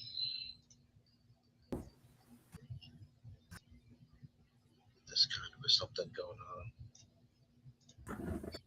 Yeah, I'm looking at it, and it's I don't know how well you guys can see that there, but it looks like it's wider at the bottom than at the top. But it's really, there's just some flash on one of the edges on both sides where the molds met. Okay. So I think we're pretty good with what I got here. Around some stuff because that's how I roll. Hey, if Ben is still here, ask like it's I'm asking. Hey, Ben, if you're here, when are you getting to Joe Fest? When are you getting to Joe Fest, Ben? Come on. Yeah, Ben, when are you getting to Joe Fest? Come on. Yeah, Ben. Come on. Come on. You guys are having too much fun. That's what we do. Yeah, I've been having a hell of a run. Great weekend, and hoping to have even more fun next weekend. Yeah, next weekend is gonna be good. Looking forward. It's the show, man. All I don't know if this is going to work. So in non-GI Joe news, and I think you did this last weekend, Artwann, or 2 weeks ago, we went to see He-Man. Oh yeah. Holy cow, was that a good movie? See, okay. I like, again, sometimes I'm going, is it just me? Like, I enjoyed it. And I'm like, Yeah. Why aren't people going to see this? Part of it is that like younger folks just don't know what it is. Yeah. But I think the biggest problem isn't so much that it's the movie's fault. I think it's just people don't go to see the movie. Don't go to the movie. Yeah. But I believe Amazon had already planned for that, had a contention that like whatever it does in the box office is going to be great because they're going to make a lot of money off of it streaming. Yes, I think that is their belief in it, which is good. And plus, I'm sure they are looking at, this is going to drive toy sales. This is going to, this is marketing. I read yesterday that they have already greenlit a sequel. Oh, that's good. So when you stop talking, that's where I was going to jump in and be like, I really enjoyed it. I want it to be successful enough that they do a sequel. Yep. I had a good time at that movie. Yeah. Okay. Yep. And what's interesting, well, obviously you stay through all the end scenes, I assume. So they definitely set it up for some very interesting sequels. Well, one of those sequels killed He-Man the first time, so that's true. I don't know how excited I am about that. It's kind of to be expected, but I also don't want it to fucking suck. Yeah. Now, here's my question. Yeah. Is this a movie that is seeable more than once? Yeah, I saw it twice. I went twice. Oh, really? Okay. I'm probably not going to see it in the theater twice, but I will watch it multiple times when it becomes available on streaming. Okay. Yeah, I went once with some guys from the North Colorado Toy Guild that I don't shut up about, and then I saw it the next weekend. My brother and I went. Oh, sweet. Nice. Sweet. Yeah, my only other bro, he's like way over on the Seattle side. Normally we'll go and see these things together, but we weren't close enough in the same space at the same time. But I got to check to see if he's seen it. Yeah, my brother is up in Cheyenne, Wyoming, and so he's 2 hours north, and we found a place like almost exactly halfway and met there, and that worked out really well. That's sweet. Yeah, I called this guy my bro because I have very few like actual like Joe bros here in Washington, and we just kind of connect off of things like that. But he's about 2 maybe 3 hours away, so yeah, we'd have to link up in the middle somewhere. Okay. Cool. Yeah, we Joanna and I went to see it last weekend, and she didn't know much of anything about He-Man because that's not one that she had much exposure to growing up. But she enjoyed it. And what we did, in case you're taking anybody that's not familiar with it, we watched the Toys That Made Us about it. Yeah. And that was a really good summary, and just the way that the toy worked and everything about it, that she had enough background going into it to just kind of really enjoy it for what it was. Oh, my missus, she loved it. We really enjoyed it. Skeletor stole the show. Holy cow! Yeah. My goodness. People were making the oh shit, Jared Leto's in it. Yeah. It's doomed. Oh. Like you don't know it's Jared Leto at all. So what did you guys think of Earth Skeletor? Best part of the movie? Yeah. In the office building was I saw a figure, and I didn't know if it was a custom because it didn't look like a custom, and it's Skeletor in like Jim Bro and Mark Bro, yeah. Yeah, and I saw that just a still of it before the movie and didn't really think much of it. I thought they're just like somebody's just having fun. Yeah. But there it was in the movie, and it was fucking fantastic. Yeah, It was. I love that part. Yeah. Ooh, look at that. Yeah, I like the whole twist explanation why everybody's name is so dumb. Yeah, that they pulled that off in a couple of ways, didn't they? Mm-hmm. Yeah. You're Ram Man because you're a man and you ram. What? Oh boy. Yeah, they did. You're gonna make me want to go see it again. I am actually. So here's the thing. This week sparks like the week of summer really begins for me, and my summer is now a little bit more my own. At where in past years I've been swamped. Like work stuff for me in the summer kind of like seems to double. This year, I actually get what I feel like as an educator is more of a summer break.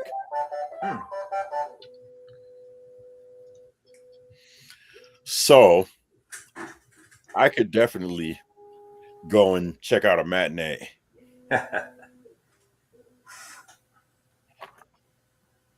Now you got to bump those numbers up, Artwann. We need a third. We need them to greenlit the third movie.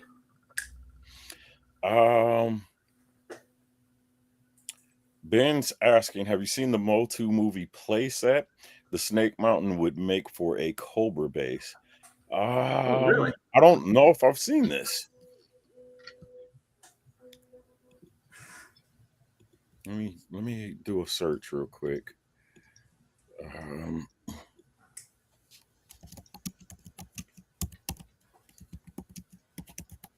Place it.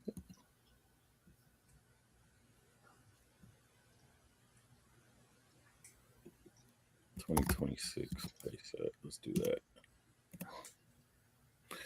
I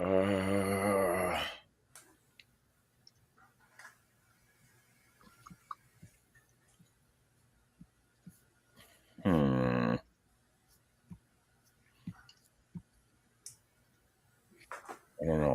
I'm not really seeing it. Let's see here. If I can bring that up.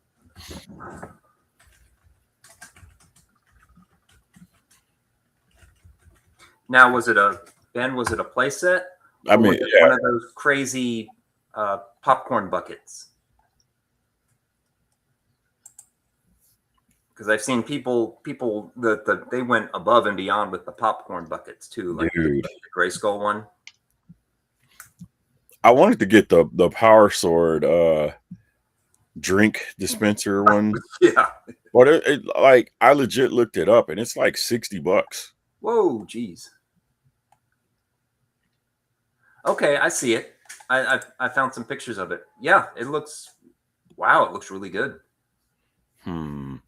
Yeah, I could see it being a Cobra base. I'm not really finding it. Can you drop a link to that in the chat? Yeah, I just found it. I'll come back. You can just post a picture and I'll. Okay. Yeah. Let me double check.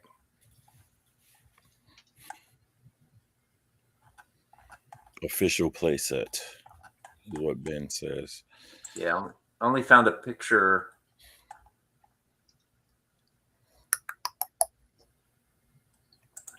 I'm just curious. Want to see what it looks like. Yeah, I found a link on Facebook, but it's not a real link. Okay. I want to see if it's something I need to add to the collection. Oh, here we go. I did. A handful of the figures. Yeah, so I was just about to say that. So I picked up a bunch of them for Lou, but I couldn't find the big, or the 6-inch scale Skeletron because people have been buying them up. I just found one yesterday at the convention. Oh, okay. Oh wow, this is pretty cool. Okay, and that's another thing is there's several different lines. So I think those are 6-inch. I got this guy. Okay. So those are kind of the 6-inch ones, and then there's the 7-inch ones that are the real nice. Like I got that's what I mean. that trap jaw. So that Snake Mountain Gray Skull thing you're looking at there is not for the high end ones. It's for the It's for those are like the $10 figures. They're like $10.99 or something like that. Yeah. Okay.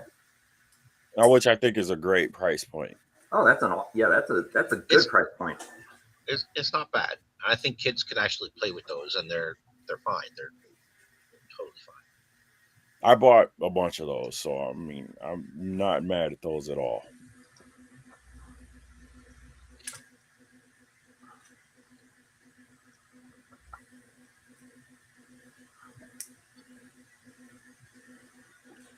So I got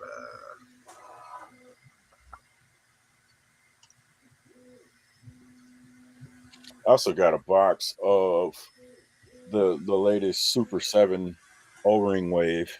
Hey man. Oh, okay. One of them is that Lady J in her regular colors.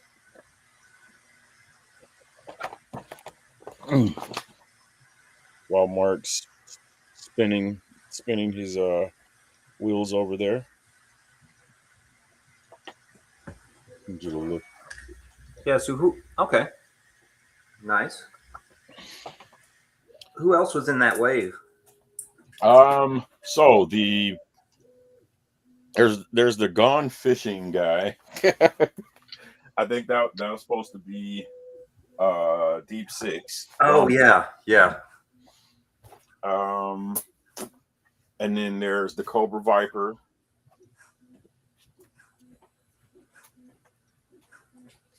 How'd that one turn out? Oh yeah, that's that. It's like an aerial viper or something, right? Yeah, almost exactly like the ones I created. Okay. I mean, pretty close. Oh, I need something to cut this open. That's what it is. So I have the box.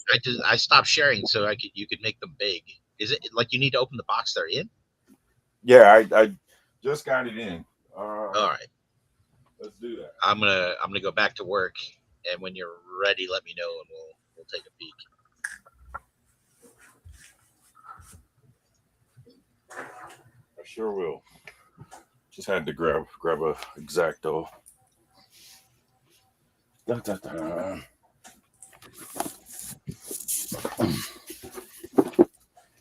All right, so I guess I'm doing a little unboxing, but people have gotten them in already.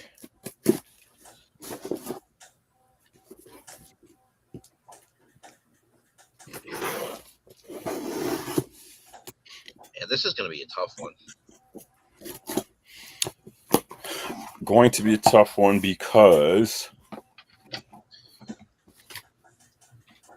so this bit right here is where it pivots, and obviously it's got this that will absolutely get in the way of the part that's going to clamp onto the pivot if we're not careful. Okay. So it's just it's just different. Gotcha. Just different than how a lot of stuff is typically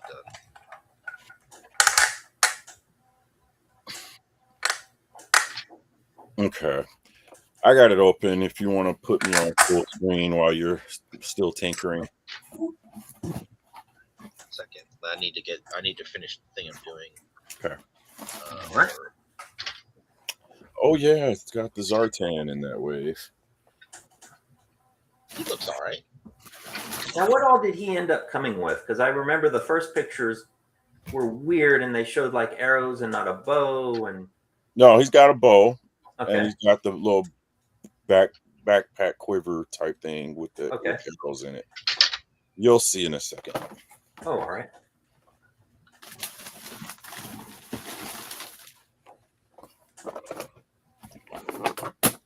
Very nice. Very nice. All right. You ready? Ready for some Yes. toys? Let's show Zartan. So here he goes. Okay. Well, that's good looking. Let me make sure there we go. Love the card. Love the card. It definitely that art kind of rings a bell, right? Where it looks like it looks like armor. It looks like a metal chest plate and everything. Yep. But definitely never seen a figure colored that way. So I definitely don't mind that. Yeah, very comic book looking. Yeah. Yeah. So not bad at all. I might have to get another one of these. You'll have to take it into the other room and put it next to the window. Well, it says it color changes, right? Like it does. The color changes, yeah. Okay.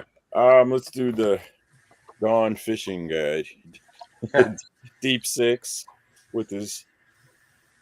I like it. It's a unique version of him. I do like how Super 7, picks characters that haven't been characters or versions of characters that haven't been represented. Yeah. Apparently the axe is straight from the comic book too. There was a scene where he had to do something, so he grabbed the axe. And you like that Marty McFly vest? Yeah, not bad. I mean, so here's an interesting question. Hold that up again, Artwann. Sure.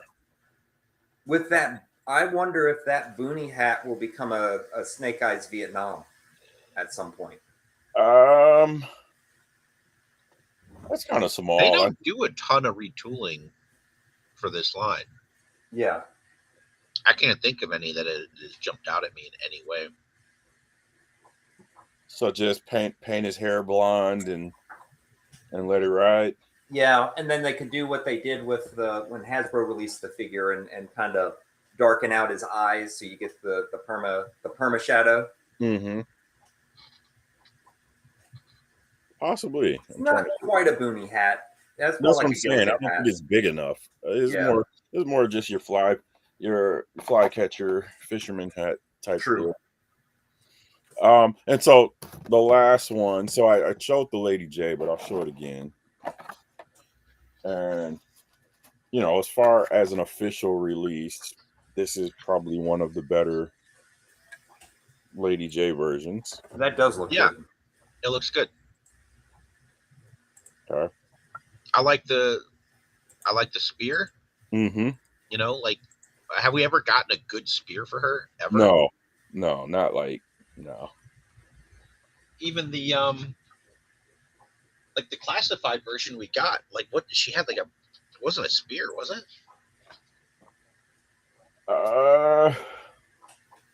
No, it wasn't. And so I'm looking at Lady J and Zartan. I was really curious if the quiver was the same. So the quiver is the same, but the arrows are different. Let's see. Oh, okay. Oh, interesting. The Lady J has like the multiple options. So that's dope. I'm actually pretty happy with it. I know there's always going to be people to go, "Oh, her face," and da, da, da. I'm like, dude, it's the best one to date.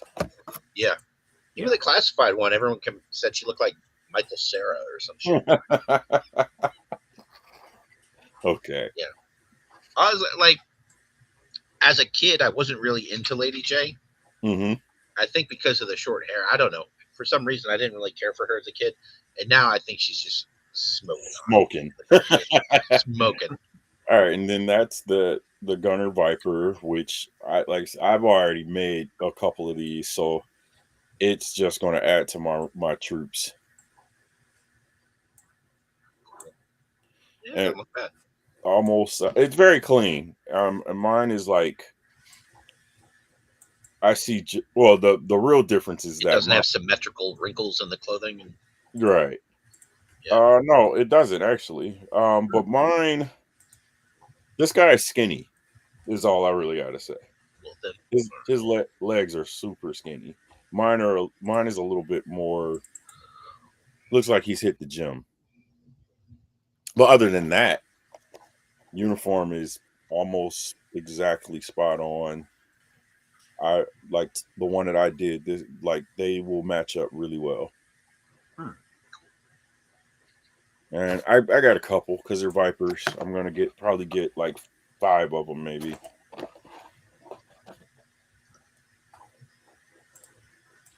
Now, did you end up doing the whole Air Fortress thing? No, okay. No. It's just really because I out there that have it printed. It's really just because I have never really liked dedicating my printers to doing vehicles. Okay. But I may do it eventually.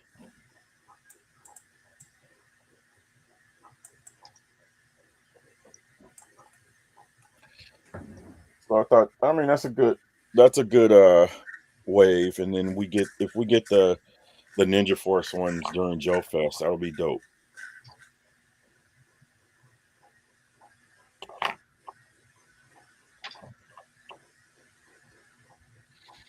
I think we're gonna wrap up pretty soon. Obviously, we did not get a ton accomplished, but that's how it goes. Just keep picking at it. Like, I think I'm gonna do this rotor, and then we'll call it a day. Okay. For now. Sweet. Okay. Let's see where you're at. Oh, it looks pretty good. Yeah. Yeah, but it's getting there. So you still got, okay, so you got those done. You got the rotor. Okay. Yeah, if I can get the rotor, and like Shane provided that, so that'll be a quick, easy kind of thing to recreate. Yep. Yeah, I think I get the rotor done, and then his main body next time. And, okay. With a little luck, we can just power through that, just sort of all at once. Get it done. Just unfortunate. It's gonna have to be after Joe Fest.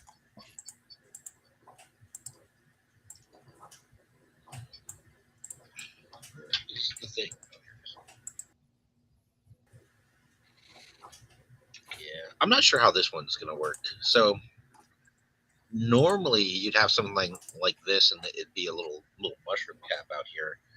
This time it's just got a couple of little flanges, and you probably just had to just really muscle it through the hole, and I don't think that's gonna work.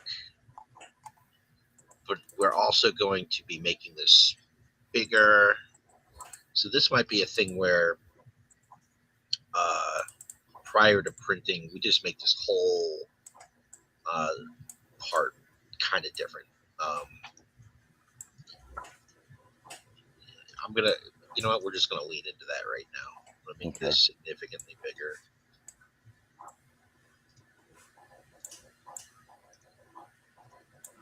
This might not.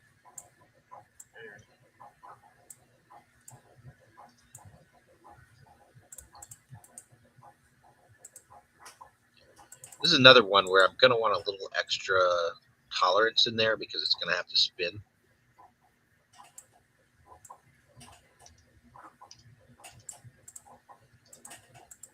Oh, you son of a bee.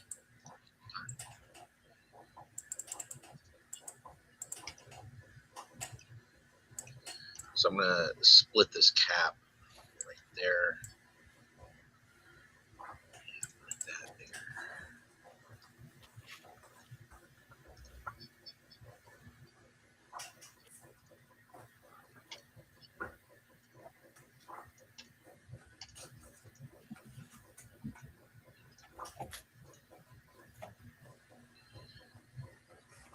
So this isn't a tire or wheel. Like, we want this thing to be able to spin and stay in place, but it's not going to be under exactly a whole lot of duress. Right. So we're not gonna go too heavy with the cap that we're going to put on here so that we can push it through and have it sort of snap into place. But I grabbed this face so that I can find the center. We'll just line this up like that. I'm going to split this back up. I don't want to chop into the apple part at all.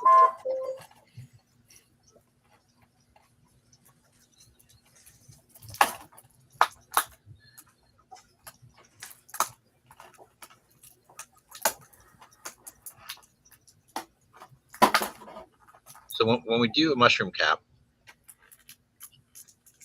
you've got kind of two things happening. You've got a split that will enable the two sides to come together, and that'll be like this top and bottom. But you're not going to have a four-way split. So on the sides that aren't going to come together, you have to make it so they fit through the hole. Right. Giving it basically that straight edge so it can slide in. Yeah. Right. And then we'll do a bit of a curve as well, but we can oops.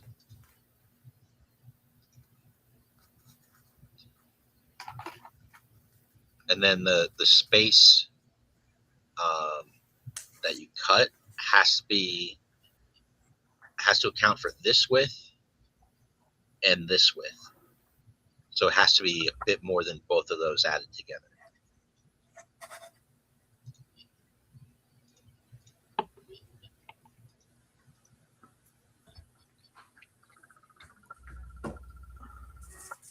Oh, don't be a douche.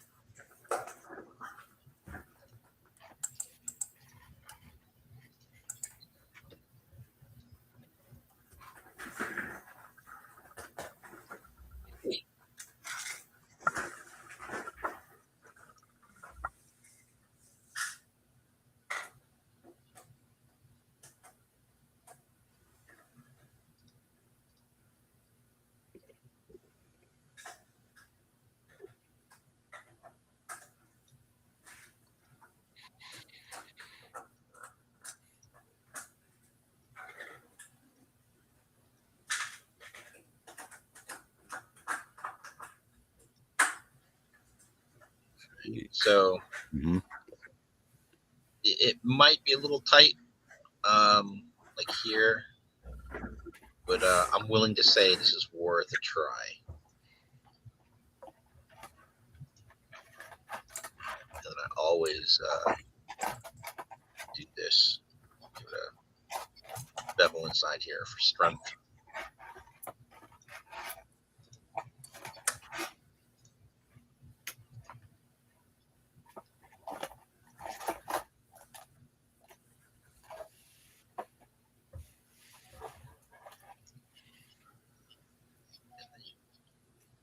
Also got to give it some tolerance on this side as well.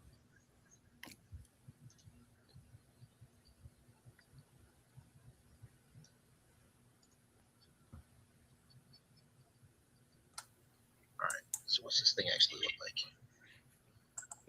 So we're gonna have a wheel. I don't want to pop this one out. Like it's because it isn't a mushroom cap. It's whatever it is. I don't want to break it. So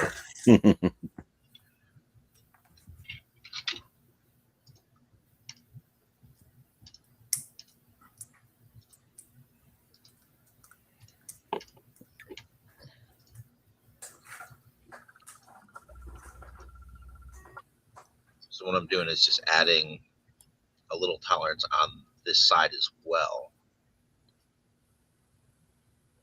Not a ton, but enough. We'll see how the canvas looks. I think I can pretty much follow the boom. canvas for this part. And this way. Yeah, there's not a ton happening with these blades, which is nice. Just makes it Right. kind of easy for us. Kind of pattern it out, basically. Yeah. So they are a little on the thin side. When we blow this up, it'll still, I think, be just under 2 mil, and I can live with that. So.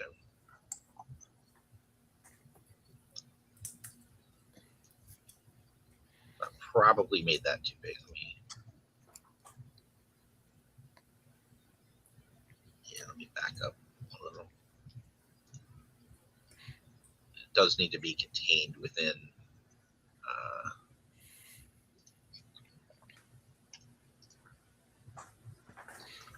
I don't know if you saw Ben. Thing. Yeah, I don't know if you saw Ben's question, but he was asking about the mushroom cap. He said, "Is it important to cut the sides like that?" And I mean,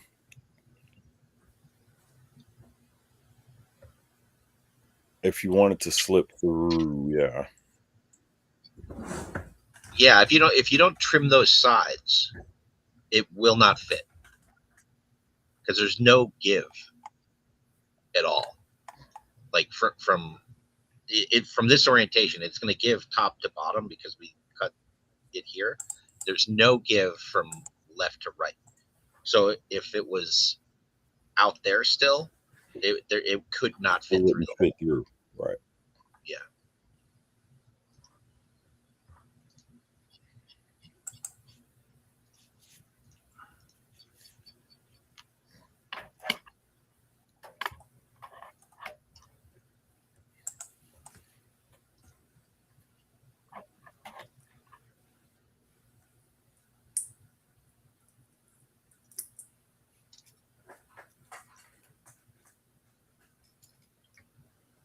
And there's a part of me that would love to do something fancy on this propeller. Some bevels, something so that it's not just like a stick. The toy is not that way, and it would make it really hard to print. You'd end up, because it'd be subtle on FDM. I think it would print ugly. Mm-hmm. Yeah.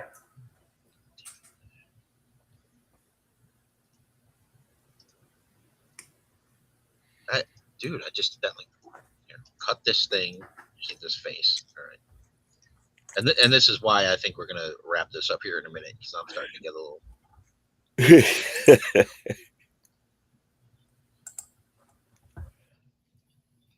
punchy. A little bit done. Yeah, I mean, I definitely need to go to the bathroom, and I could go for lunch as well. That's the problem with doing this live. It's like I can't just go take half an hour and get my eyes off of the monitor, right, and eat something. Full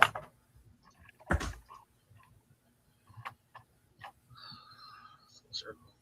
All right. Let's try 25.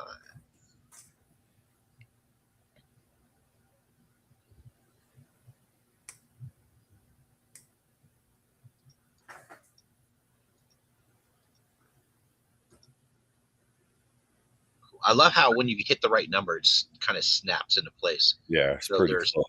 21 spokes on this wheel. Nice. Let's count them for accuracy. What's that? Let's count it for accuracy. It matches. Mike's counting. 1, 2, 3. This will be the worst part, is hitting all these, so I can give them a little roundness. Mm-hmm. It seems like no matter what, I'm always going to end up missing one. We're doing that.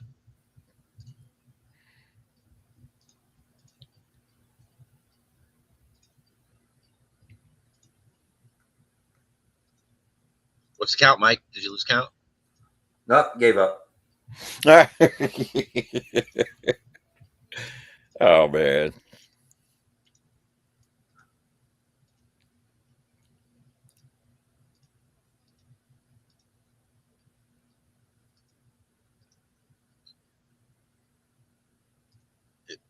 This should be fine, Yeah.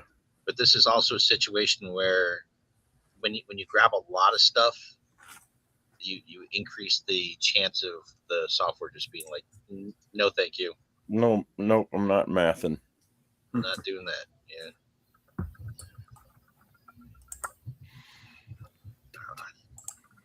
Looks like I got it all. Oh, we'll find out right now. Anybody see an angle? Go overboard. Go overboard just to. I think you got it. Yeah. Right. That's cool. I didn't see that happening. You go buy a lottery ticket. Right?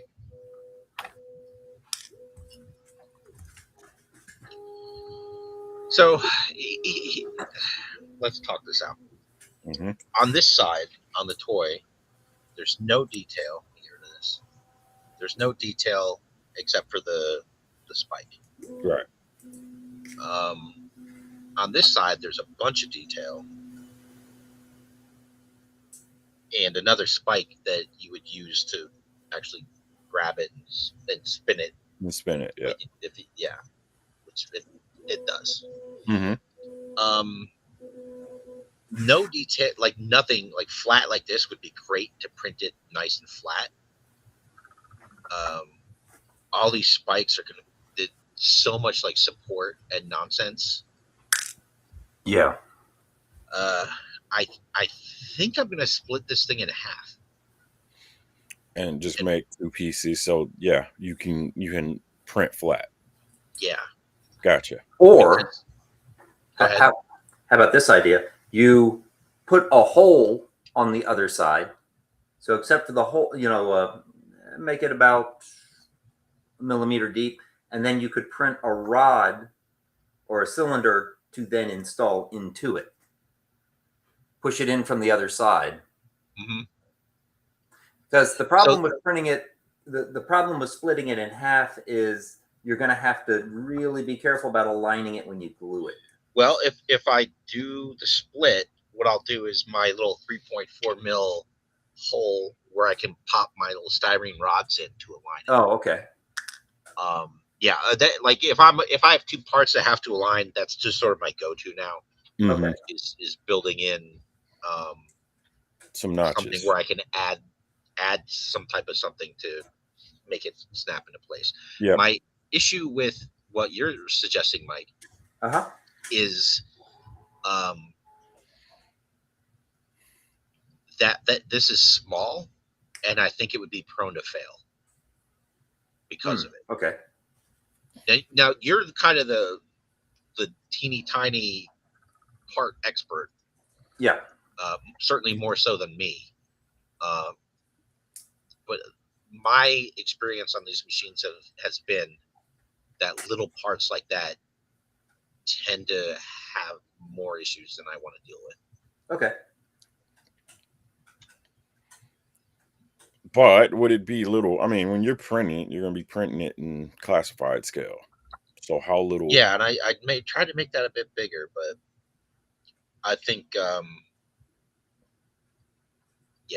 doing a rod that goes through it, I think will just be more complex than just splitting it in half. Okay, got it. I think it just creates more work.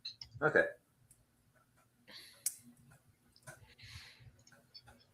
Right. And Mark's going to put basically some sort of lock and key so that it aligns the way that it needs to. Yeah. I think I'm not gonna put this pin flying off the side to make it spin. I think it's real unnecessary. I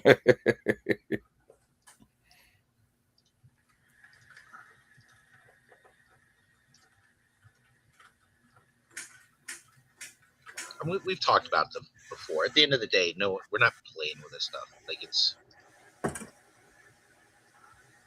I don't think that particular play feature is kind of worth the squeeze. I can put that back together.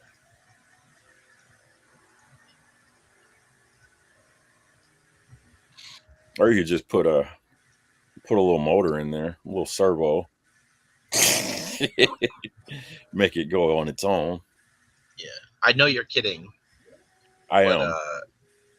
I like nothing in the world irritates me more than like dumb suggestions from people. Does it transform? You should put lights in a Raspberry Pi in there and then record. Fuck off.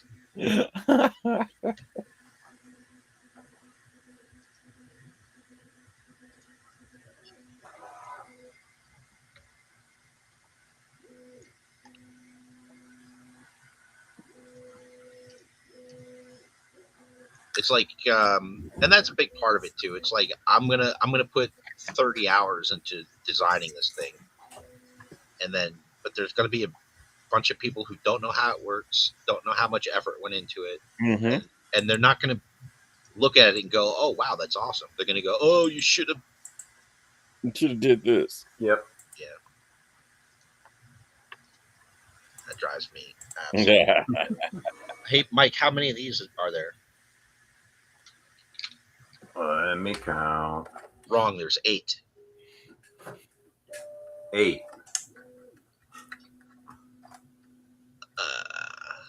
Actually, doesn't look too bad. Looks good.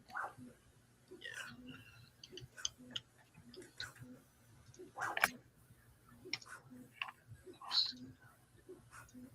And then there's like a little ridge.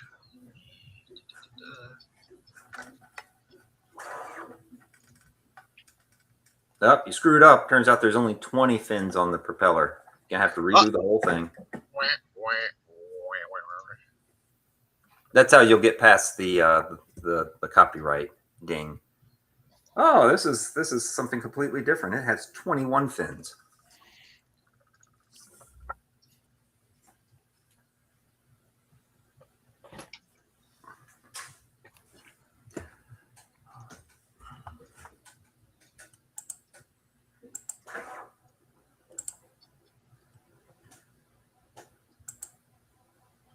Actually, truth be told, Artwann was saying the Australian version has 21.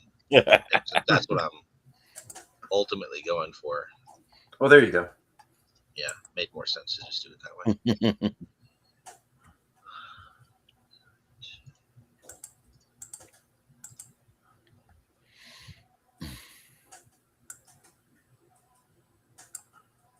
Oh, what's nice is it's down the middle, so I don't have to do any kind of guesstimation with where to split it. Where to split it? Yep, straight down the middle, baby. Well, I guess not. Oh. Close enough. Close enough.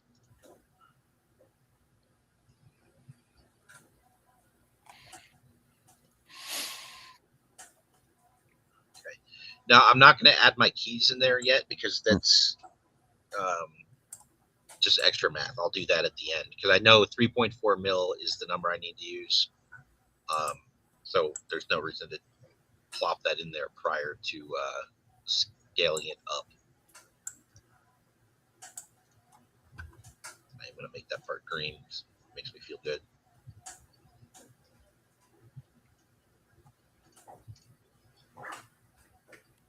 All right. Oh, there's 2 of them. I only did half. Here we go. All right. So this is where we stand for now. Good stuff. Yes, sir. I look forward to printing this. I think it's going to look really good. Just like the, I'm still so happy how the Fang 2 turned Fang 2. Yeah. I don't even have like a great explanation of why. It's a bit of it's just that purple looks really good and just it printed very clean and easy. I'm super happy with that thing. Stop sharing. And that's it. Yeah. All right. Yep. Good. 2 hours and 20. Not bad. We took a couple of tangents off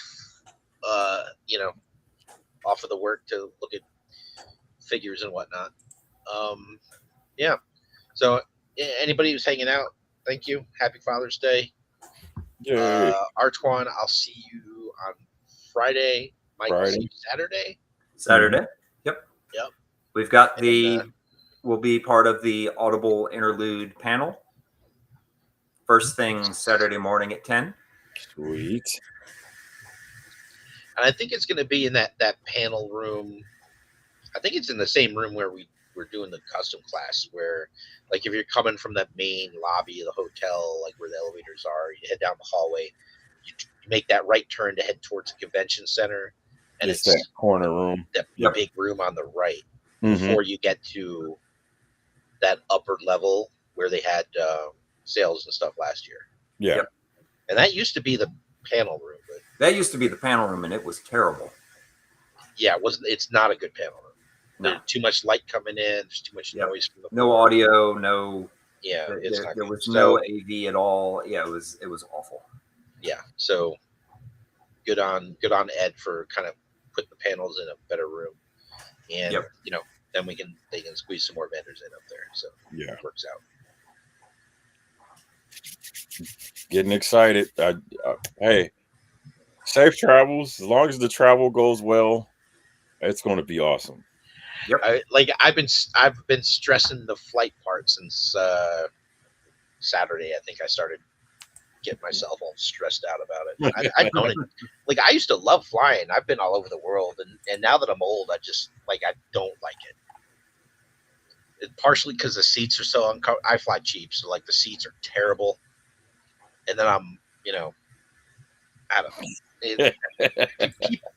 People turn into goddamn animals when it's when the plane gets to the gate and you got all those people rushing up from the back trying to cut in front of each other.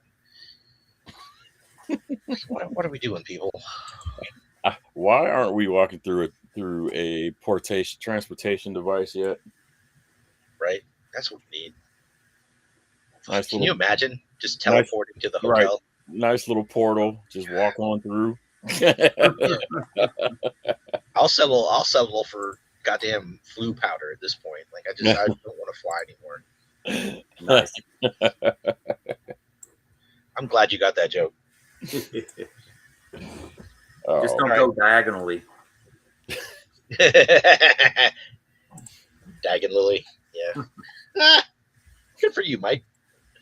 That's awesome. All right, everybody. Thanks again. No podcast next week because we'll be at Joe Fest, and then the week after that, I think when we come back, we just get right back into the Swampfire. Do the build. Yeah. Yeah. So that's the plan for that. And thanks again, everybody. Yes, and sir. Hopefully we'll catch you guys this weekend. All right. Yo, Joe. Looking forward to it. Yo, Joe.